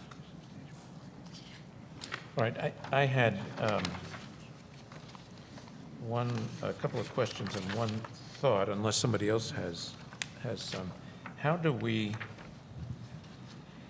does, Page 4? well, it's page 5, but I think you're, Oh, page, you have your pages stapled incorrectly? no, I got the numbers on there. I got numbers, that number 5, right there. Right. You have number 5? You got number 4. I have My number 4, 5. okay. Well, that's all right. Your number 4, my number 5. When to mitigate intersections of Main and Rutherford and Sullivan Square, regardless of whether the MEPA process requires such mitigation, provided that the city of Boston requires such mitigation. This is a recognition, as I see it, and correct me if I'm wrong, that the city of Boston has an essential role in the permitting process. This doesn't work unless You're absolutely correct. MassDOT, the city of Boston, WIN, and others, and we said this before, come together and there is a common solution. The next one, when to develop an updated plan to improve public safety vehicle access in the Sullivan Square, Rutherford Avenue area. How is WIN to do that? A common method would be staging vehicles, so that you'll see that, you know, along during peak hours, you'll see that with tow trucks on interstate highways, staging vehicles so that there can be a quicker response. That's one way, common method that I'm aware of that accomplishes that goal. But do they, that staging is overseen, approved, and permitted probably by some public authority, right? I'm not familiar with permitting, but certainly a plan that would be, and again, this would be in coordination with others. They certainly wouldn't be able to do this, but we're asking them to come up with a plan to improve the public safety there. So they would be working with officials in the city to accomplish this goal. Should we add that so that it's clear again that the city has a role and has a role, I think, in Yes. this. This is not something that we've just said, when you go out and fix. Correct. The city has to participate in this in a meaningful way that serves the city's needs. I think we can be more specific without a problem there, so that is made clear. Yes. Okay. And then the piece about the 10 million being in addition to the 1 million annual transportation fee, it seems to me is important to understand that 1 million annual transportation fee specified in the BAFO is for non-MEPA required traffic impacts on Charlestown area. And those may be some that are currently unforeseen. One of the provisions here is, and one of the very good provisions here, is a look-back provision. Yes. So there may be things, and probably will be things, that we can't envision right now that will occur if this facility is licensed, and that need some funding to fix. The look-back provisions have some provisions for assessing those amounts. But the 1 million, as I understood it from the BAFO, was designed to provide a fund that would allow the city to deal with conditions as they arose and to make improvements for traffic conditions that were not anticipated and didn't come through the MIPA process. So it seems to me that's an important component to have in this mitigation package. They can use it for Sullivan Square improvements, but it also is available for other improvements as well. Is that? That's exactly my understanding, and Okay. that's exactly what our engineers have advised. Okay. This is a key. This is a key to the success of this proposal. And as I said before, it requires the participation of a number of people to work. So this is something that is designed to elicit that kind of cooperation. There are other keys to the success of other proposals, but this is a key to the success of this proposal. Okay. Questions, additional Yeah, questions? sorry, can I go back to page 4? It's just the fourth bullet, talking about WIN's goals for getting more people to their facility from alternative modes of transportation, is something that they suggest in their MIPA filings. Is there any expectation that if and when MIPA issues their certificate, that would be an enforcement measure in their certificate? Is that expected, or is this short of that, we're making it a condition of the license? I mean, I'm just asking if we're going to have it as a condition of the license and it's going to be duplicated if and when a MIPA certificate is issued. I'm going to ask. What? I'm sorry, could you restate that question? Sure. I have the answer. Dave, Which page are you on now? page 4, Page 4, all right. the second bullet from the bottom, they're, proposing 29% of the trips in and off the property will take alternative transportation, the boats, et cetera. And it's been referenced in their MIPA filings. I guess my question is, could MIPA issue a certificate enforcing those guidelines, and then we're kind of duplicating enforcement in our license condition, and MIPA is going to enforce that same requirement as well? Well, the MIPA isn't going to set a requirement. The MIPA is going to say that they've got an adequate plan, or they've adequately addressed. That's what the certificate said, and they can move forward to the permitting stage. Then at the permitting stage, the city ultimately will, or the MassDOT will decide whether to issue permits and approve plans for construction and other measures designed to improve that intersection, at least as I understand it. And the 7129 will figure in the volume of traffic that's moving through there, and will be a basis on which the permits will be issued. And then the $20,000 per car thing will, the mitigation payment will be in place to enforce whatever number of automobiles is derived through that process. So it's really the permitting process that picks the number of vehicles based on the percentage of anticipated traffic. Does that answer the question or just confuse things? A little bit of both. I'm fine leaving it the way it is. Okay. Well, If we duplicate whatever MIPA requires as part of the certificate, obviously, they're not going to approve transportation plans that doesn't take this number into consideration. Right. This is the projected. Right. This is the projected amount of traffic, and the permitting authority now may through the MIPA process getting started may say that number just won't work, Right. and therefore the permit doesn't get issued.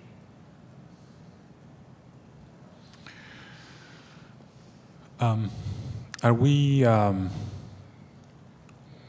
making a distinction about, is part of the distinction of the short-term solution and the long-term solution the opening of this casino in between? Yes, the short-term So short-term- mitigation must be complete before opening. Opening a casino. Well, yes, but if I understood the question, the long-term solution is on maybe your page 4, but my page 5. Yes. On the right-hand side. Yes. And that is the now community consensus city adopted, maybe, future plan for what Sullivan Square is going to look like. That's the long-term solution. The short-term solution is on the left side, and that is to rework the existing basic pattern of Sullivan Square to allow more traffic to flow through there more easily. And the short term, the length of the short term is until the long term is implemented. And that's why the 10-year feature is there as a hopefully helpful incentive to get the long-term solution underway. Right. And that's how those pieces fit together. Yep. Yeah. But yep. That's good. Does that answer the question? Yeah. Well, where I was going is the statute speaks about the improvements Yes. outside of the site to be done as determined by the commission prior to opening of the casino. In this case, the short-term solution needs to be done Correct. Right. prior Correct. to that opening. Right. More questions about those bullets? Sullivan Square pieces? So we'll move on to my page 6, which is the piece of the condition dealing with parking. And what we're asking for here is to prepare a report for review by the commission identifying the appropriate number of parking spaces in the underground garage on the site, and to submit that draft report to the commission no later than 30 days after an award of the license. And- Is this report intended to determine the size of the garage or the number of parking spaces in the garage of whatever size they are going to use? This is to take a look, we would like Wynn to take a look at what really is the appropriate number. There's one number in the draft report and a separate number in the final, and we'd like some additional analysis and a report to us about what that number should be. And okay, the reason I asked that question is that there was some thought at some point that Wynn could build a garage of whatever capacity it thought was appropriate. And they've told us now 3,700 cars is the target. But that under some circumstances, we had the power to limit the number of spaces they could use in an effort to incentivize reduction in the traffic, if necessary, that was going through Sullivan Square. So is this a report that's designed to tell us how many cars they think they need to park in the parking lot of whatever size? Or is this going to be the basis for us saying that's as big a parking lot as you can build? Well, because of the differences in the two reports, because of our plan to try to encourage the applicant to reduce the number of vehicles traveling to the facility. Right. In consultation with our traffic engineers, just thought, just take a look at this issue one more time and let us know what you think the appropriate number would be. There were so, and, you know, there are comments about parking, there are different philosophies about parking, and you know, and we just thought a report identifying that number would be appropriate. There's Okay. no All right. stipulation Okay. that we're going to say, well, we don't agree, just, All right. just take a look Okay. at this Got issue it. one more time. Got it. All right. It's an advisor, basically an advisory report to let us know what their current thinking is. Yes. Okay.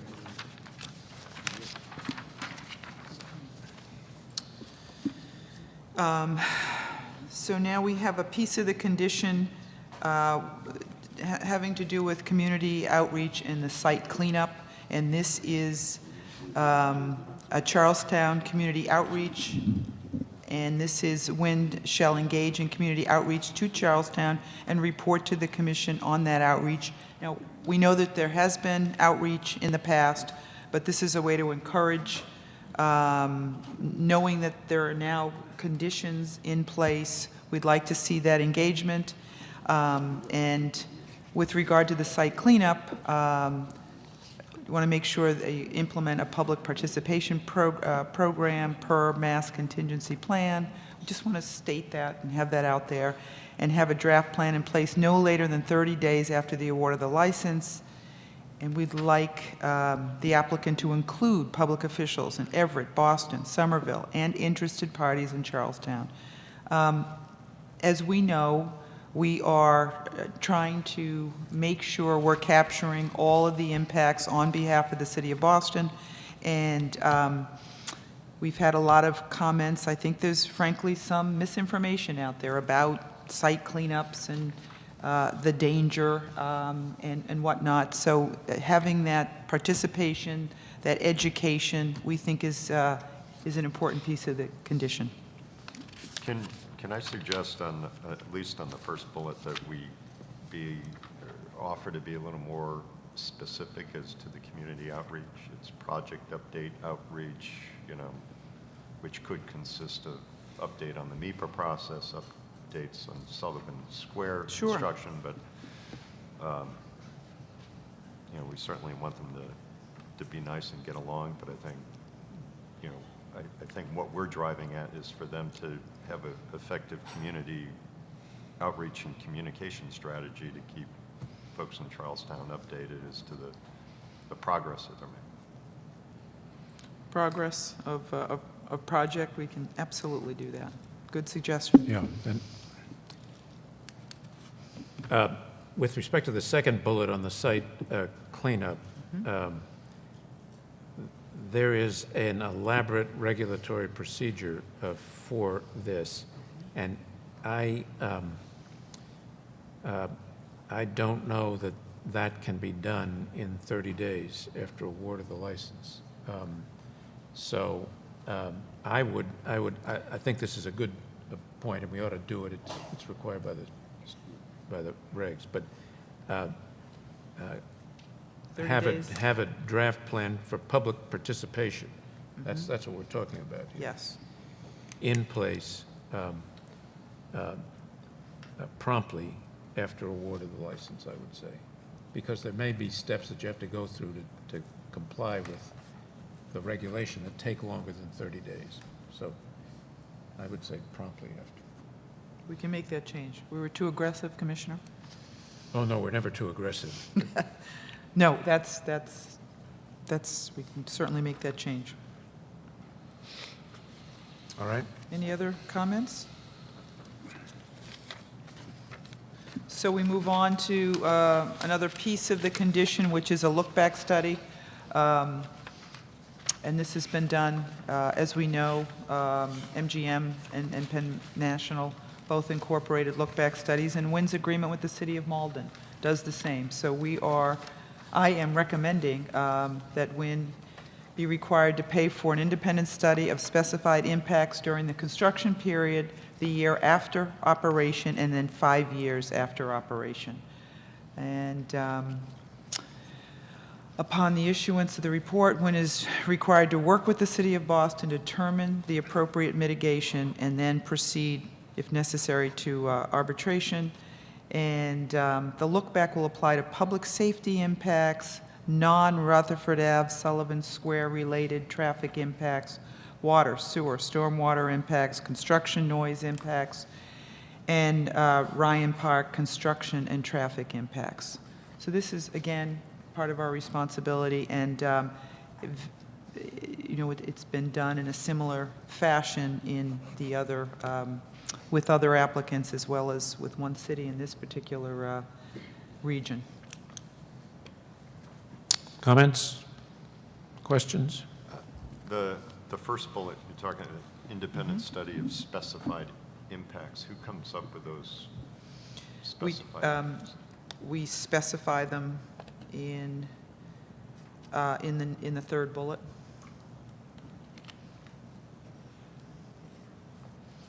Okay.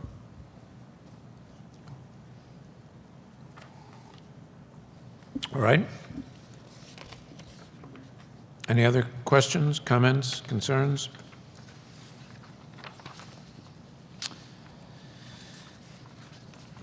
Yep. This is, the next is just the example, I think, where that completes the, other than,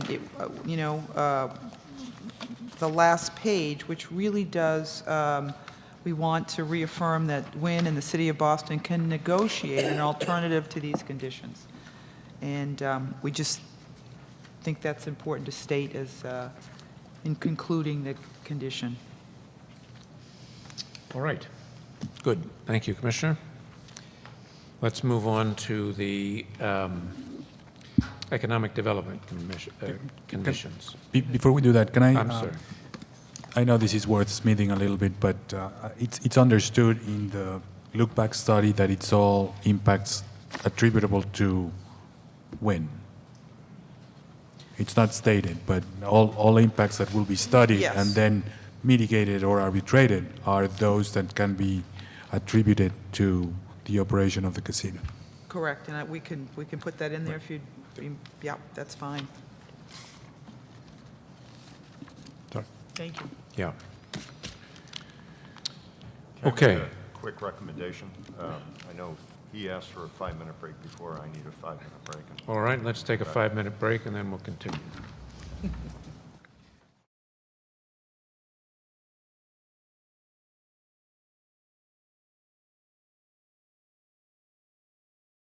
Ladies and gentlemen, Mike, please. Yes. All right, ladies and gentlemen, we're prepared to resume and conclude, but first, Commissioner Zuniga. Yeah, maybe I can just go back to the last two conditions of the page 2, Melissa. I just want to talk through these. May not change the consensus that we, I presume, tentatively arrived at. But the specific example that I was thinking and maybe didn't articulate quite well is the senior lender could come in and establish a covenant or a series of covenants with repercussions later on that might cause them to come back and say, you cannot strip any more cash out of this operation until I get the payments the way they're stipulated. Under that scenario, that may put, at least in theory, assuming things are not going according to plan, in jeopardy the promises they've made to surrounding communities, for example, or even the host community. Now, those are a condition of the license. So, of course, if they were to find themselves in that situation, granted it's not a desirable one or anything like that, they would be faced, I guess, with not being in compliance with a condition of the license or with a condition or with a covenant of their borrowing. So that was the intention in having the commission approval of that covenant. Indirectly, I realize we do have the catch-all conditions of all of their host and surrounding community payments, for example. So I think it's covered there. I do believe, however, that having approval of that of those covenants would be a fail-safe, in my opinion, but if that's not something that you all agree with, I'll be happy to have that as a reporting mechanism, especially as it applies to all of the conditions of the license. You did. Actually, that was the example you used before, and I think it's an important example. But generically, it's no different than any other subordination clause in the lending agreement. It would have the effect of subordinating payments in under contracts with, and that's what they are, host and surrounding communities, to payments payments to the lender, or keeping cash on hand to pay the lender, or to feed other operations at the lender's discretion.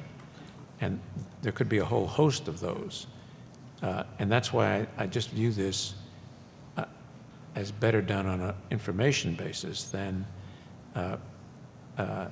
allowing us to insert ourselves into the middle of that kind of an agreement formation up front. I don't see any end to it. And we'd have to calculate the impact of every subordination agreement, every cross-collateral clause, every clause in an equal fashion, and get ourselves involved basically as a third party in the financing transaction. So I hear you, and I period. That's why I'm concerned about that. Okay. Our good staff pointed out that the statute is very clear relative to the transfer of ownership, even among existing partners. So I think we are well covered. I'll be happy to delete the last condition. Delete the last condition. The last section of this the last- condition. Yeah, the commission to approve all transfers of ownership, surely. Yeah.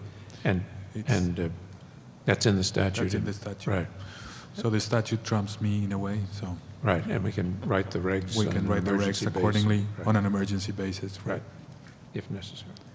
All right, so we'll delete the last of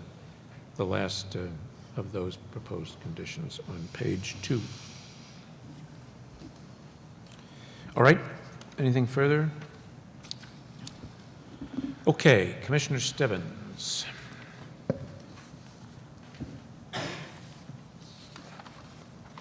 We have some conditions for each applicant. I'll again start with the recommended conditions I propose for Mohegan Sun, Massachusetts. The first recommended condition bullet, MSM agrees to report to the MGC upon selection of a general contractor and meet to review MBE-WB-VB commitments set out by MSM in their RFA2 application. We've seen this language before with similar language that we had adopted for MGM in their Springfield proposal.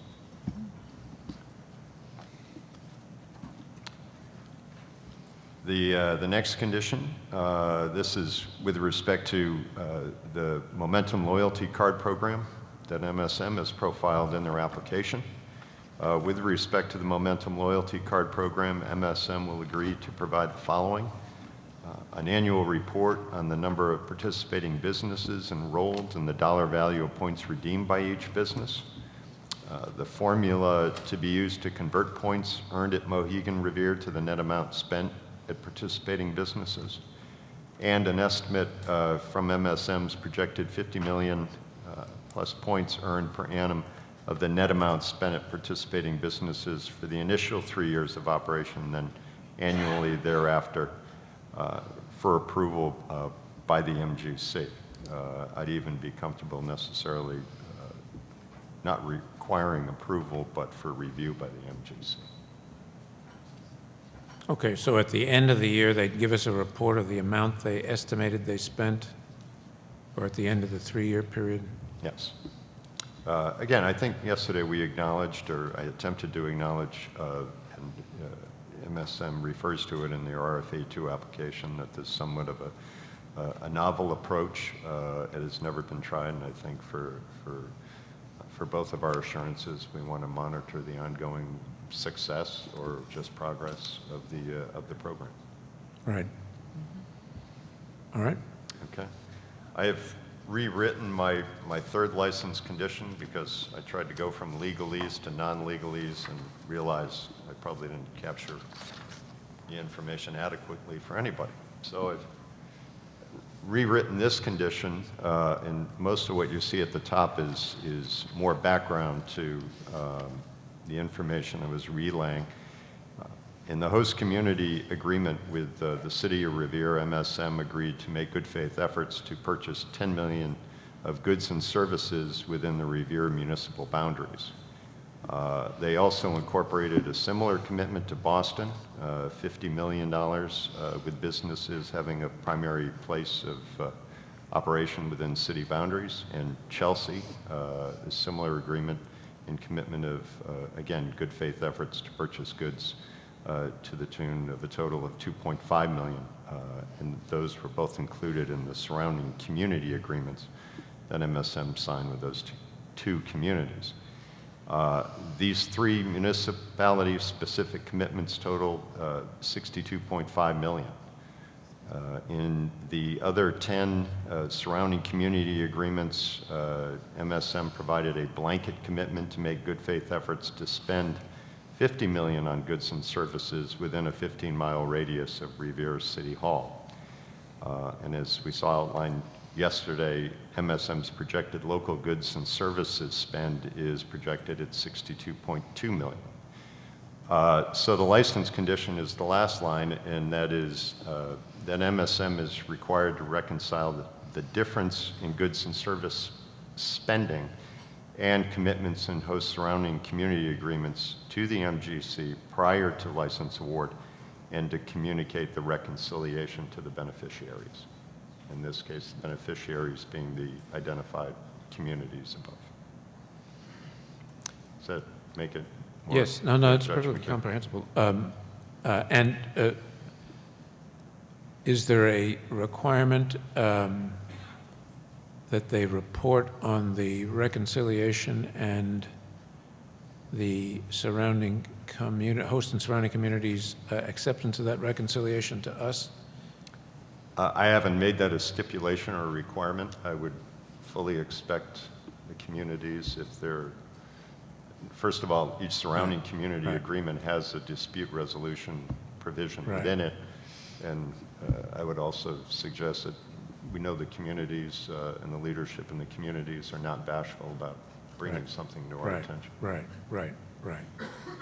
Okay, so this would be a requirement that they specifically address the apparent disparity between the total amount pledged to the entire group and the amount of projected goods and services that they mentioned to us.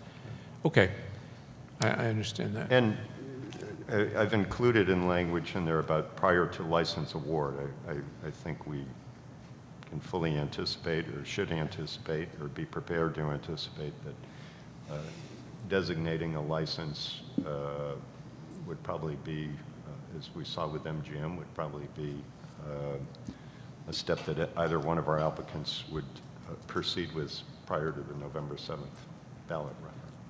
Okay. Questions, comments? No. All right. Okay.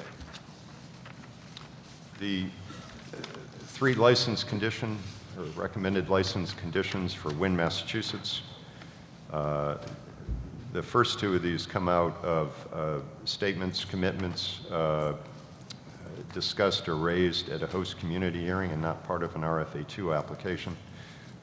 So we wanted to kind of find a way for our applicants to commit to these hearings and commitments that made during the host community hearing. The first is Condition is that Wynn Everett LLC will commit to hire 75% of employees from within 30 minutes of Everett, again as stated at the June 25th, 2014 Everett Host Community Hearing. The second bullet, also again coming out of statements and commitments made at that June 25th hearing, Wynn Everett LLC will offer jobs to Suffolk Downs employees on a preferential basis. Wynn will also provide a recruiting and training plan with MGC approval for these employees should Suffolk Downs close at any time. And the third license condition is Wynn will commit to provide medical dental benefits to unionized and non-unionized employees at Wynn Everett, at least commensurate with benefit programs offered at Wynn's Nevada casinos. And that comes from Wynn itself in some presentation, right? That third one? Yes. Okay. It was in the application as we talked about. There was some question about those figures not being included in the benefit budget as we Right. presented. Right, okay. All right, Okay. questions, comments? Quick question, so that was a Yeah. firm commitment to hire 75% of the employees from within 30 minutes of the Everett, That's what we pulled from the transcript of the hearing, as was the commitment with respect to current employees at Suffolk County. okay. I know so many of the others are good faith efforts, but this is a firm commitment. All right, so is everybody in agreement that those are conditions we send to the applicants? Okay, One more. This is a license condition. It's for both applicants. It isn't necessarily, we have had standard stipulations or license conditions for both the Category 2 and licensee in the Region B license designee that outlines what you see are programs and plans to be presented to the Commission. Affirmative and marketing program required within 30 days for MBE, WB, and VBE businesses for design and construction. Same 90 days after licensure for the goods and services operation. All we're asking is that there'd be a required component in these plans prior to their presentation to us outlining a visible public outreach component.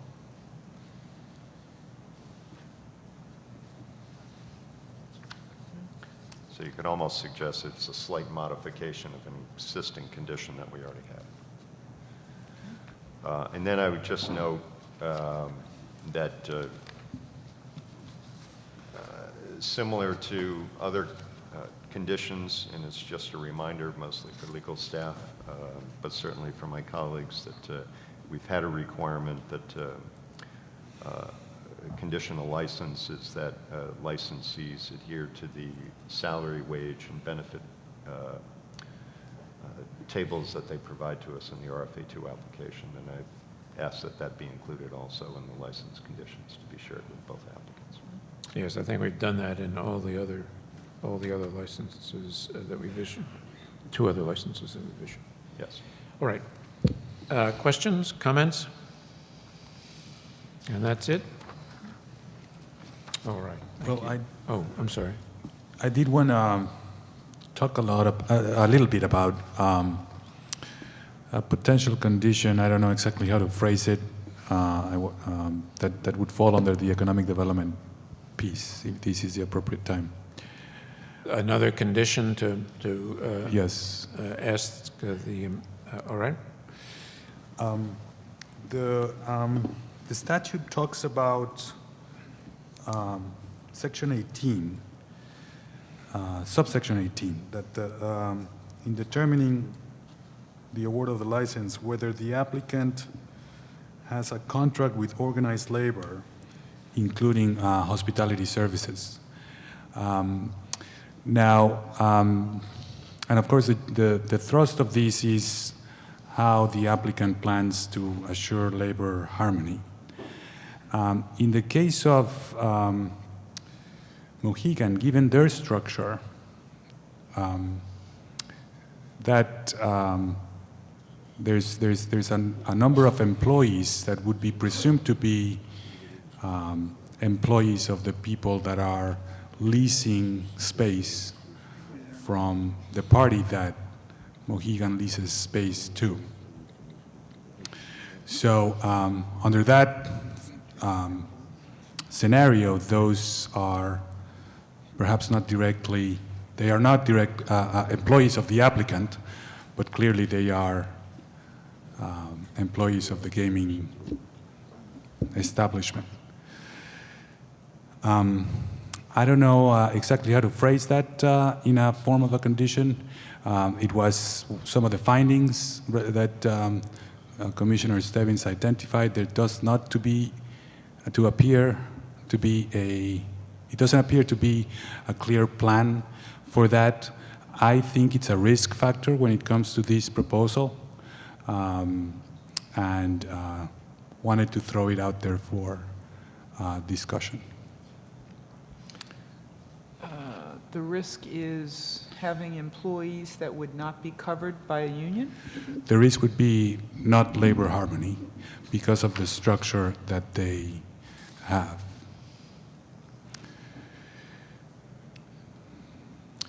The statute says that we're to issue findings about how they propose to achieve those objectives.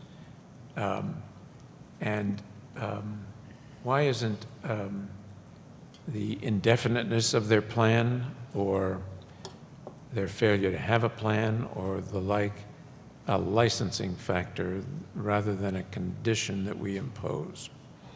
In other words, if there is concern about that is there, we make a finding about that, and if the concern about that is substantial enough to suggest that the licensing of that entity, that applicant, would be a risk because labor disruption may prevent its effective opening, that's a factor to consider in the licensing process. It's really, I ask that because I wonder how we could craft such a condition in a way that was enforceable. Once again, it takes two to bargain and come to an agreement in the end. And particularly since the identity of many of the retail and food and beverage and other employees hasn't yet been determined, nor has the identity of the employers. It's really hard to, it seems to me, craft a solution to that in advance. Well, if there was a way in which the applicant, through its lease and subleases, was able to stipulate that there would be neutrality relative to organizing, as opposed to being silent, in my opinion, would go a long way towards the efforts of ensuring labor harmony. We haven't stipulated that or made that a condition for any other licensee. Because the employees have been direct employees of the licensee. Not all. Not at all. But not, that's right, not all, but this is a big portion of the employees are outside of the licensee's purview. Well, the MGM one, they've talked about the number of jobs created, but that includes the cinema people and the bowling alley people and the restaurant people and that's a big diverse labor force, for example.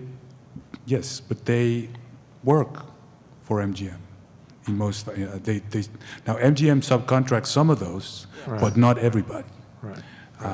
Now, I understand the difficulties here. I know that it's not as straightforward, but the structure of this applicant is one where I think that risk is real, and I just wanted to throw it out there. All right, comments by commissioners? I would struggle with how we would phrase that. And again, we have two different applicants, with two different operating strategies, and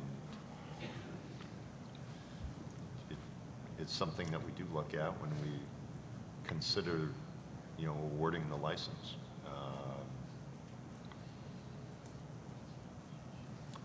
I just don't know how we'd include it as a condition of license at this point. It's more something to evaluate at the appropriate point.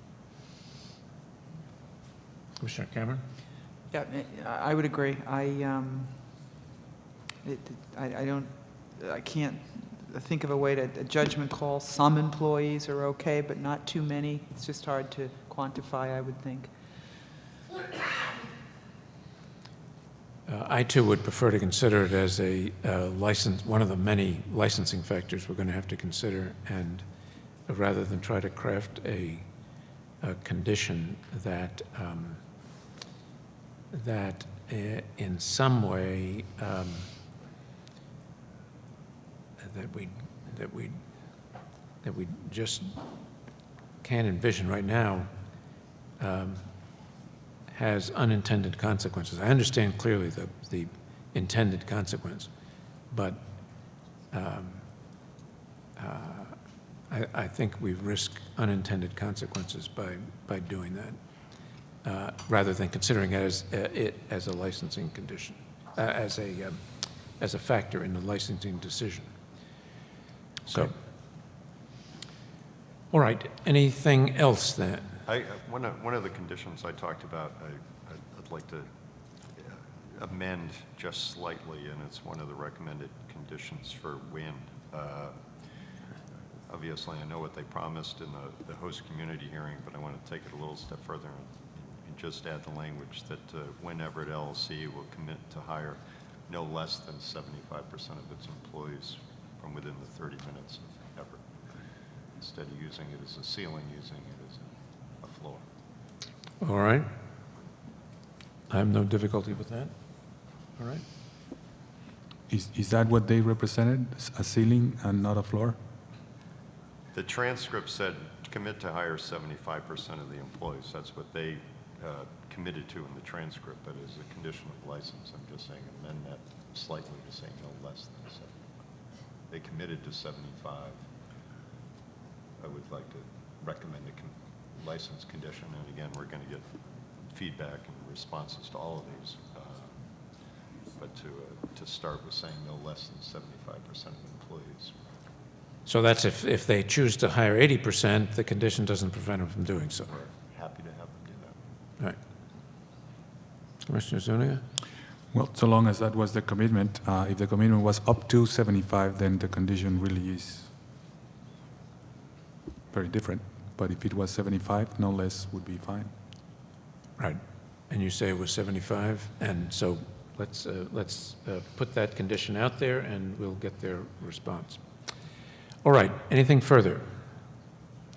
All right, what we're going to do now then is this. We're going to take a 15-minute recess and then ask the applicants, who've heard some of these conditions for the first time, although the thrust of them has been clear has been on the table for a while. Give them, in any event, 15 minutes, which is the amount of time they've told us they need, to tell us how long they will need to respond to them. The default time is 5 o'clock tomorrow afternoon. If they need longer than that, we'll be willing to entertain that, but that is the default time that we're going to apply. So we'll give them 15 minutes to report back to us, and then we'll reconvene briefly after we get their assessments of how much time they need, and then we'll adjourn for the day and regroup. If 5 o'clock tomorrow is fine, we'll regroup at 10 o'clock on Friday morning. If they need longer time, slightly longer time, we'll take that into account. And in any event, before we leave here tonight, announce the time when we will resume these processes. 15-minute break.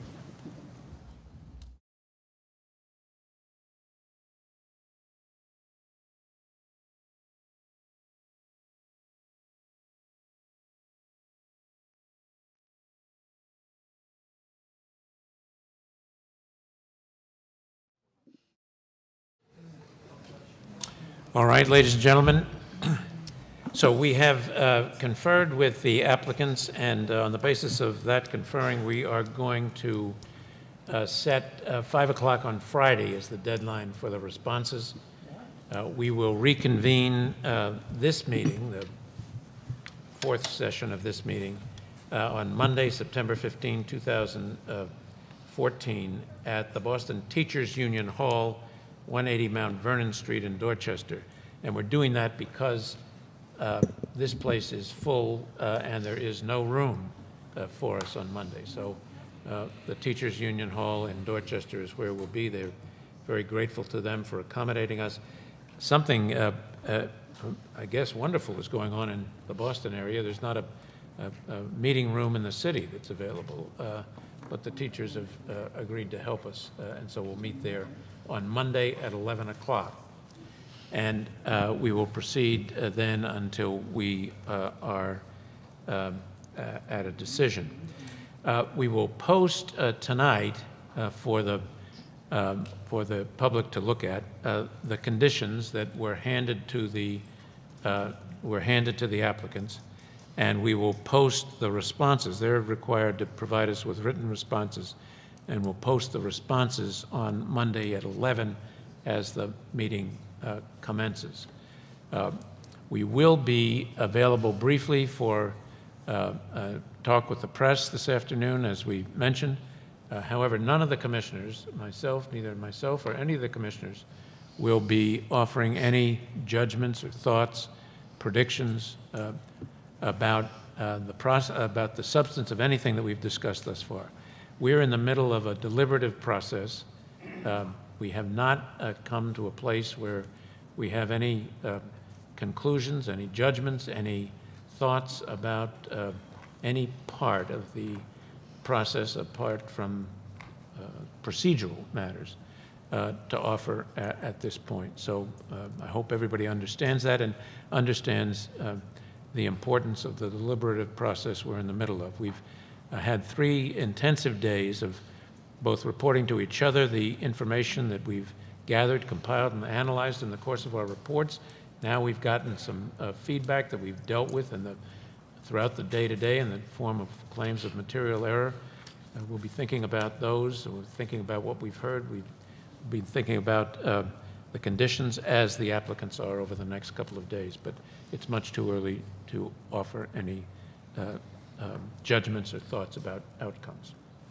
Anything else I need to say? I think I just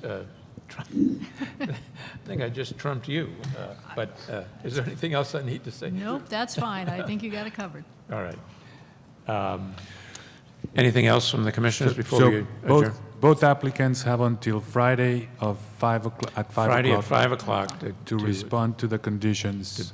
to respond to the conditions in writing, and General Counsel Blue and Ombudsman Ziemba set up with them where the responses should be delivered and how, and then we will resume at 11 o'clock on Monday. On Monday. Any other thoughts, questions? All right, I'm not going to adjourn the meeting. We'll just be in recess. The meeting will continue on Monday at 11 o'clock at the new destination. Thank you all very much.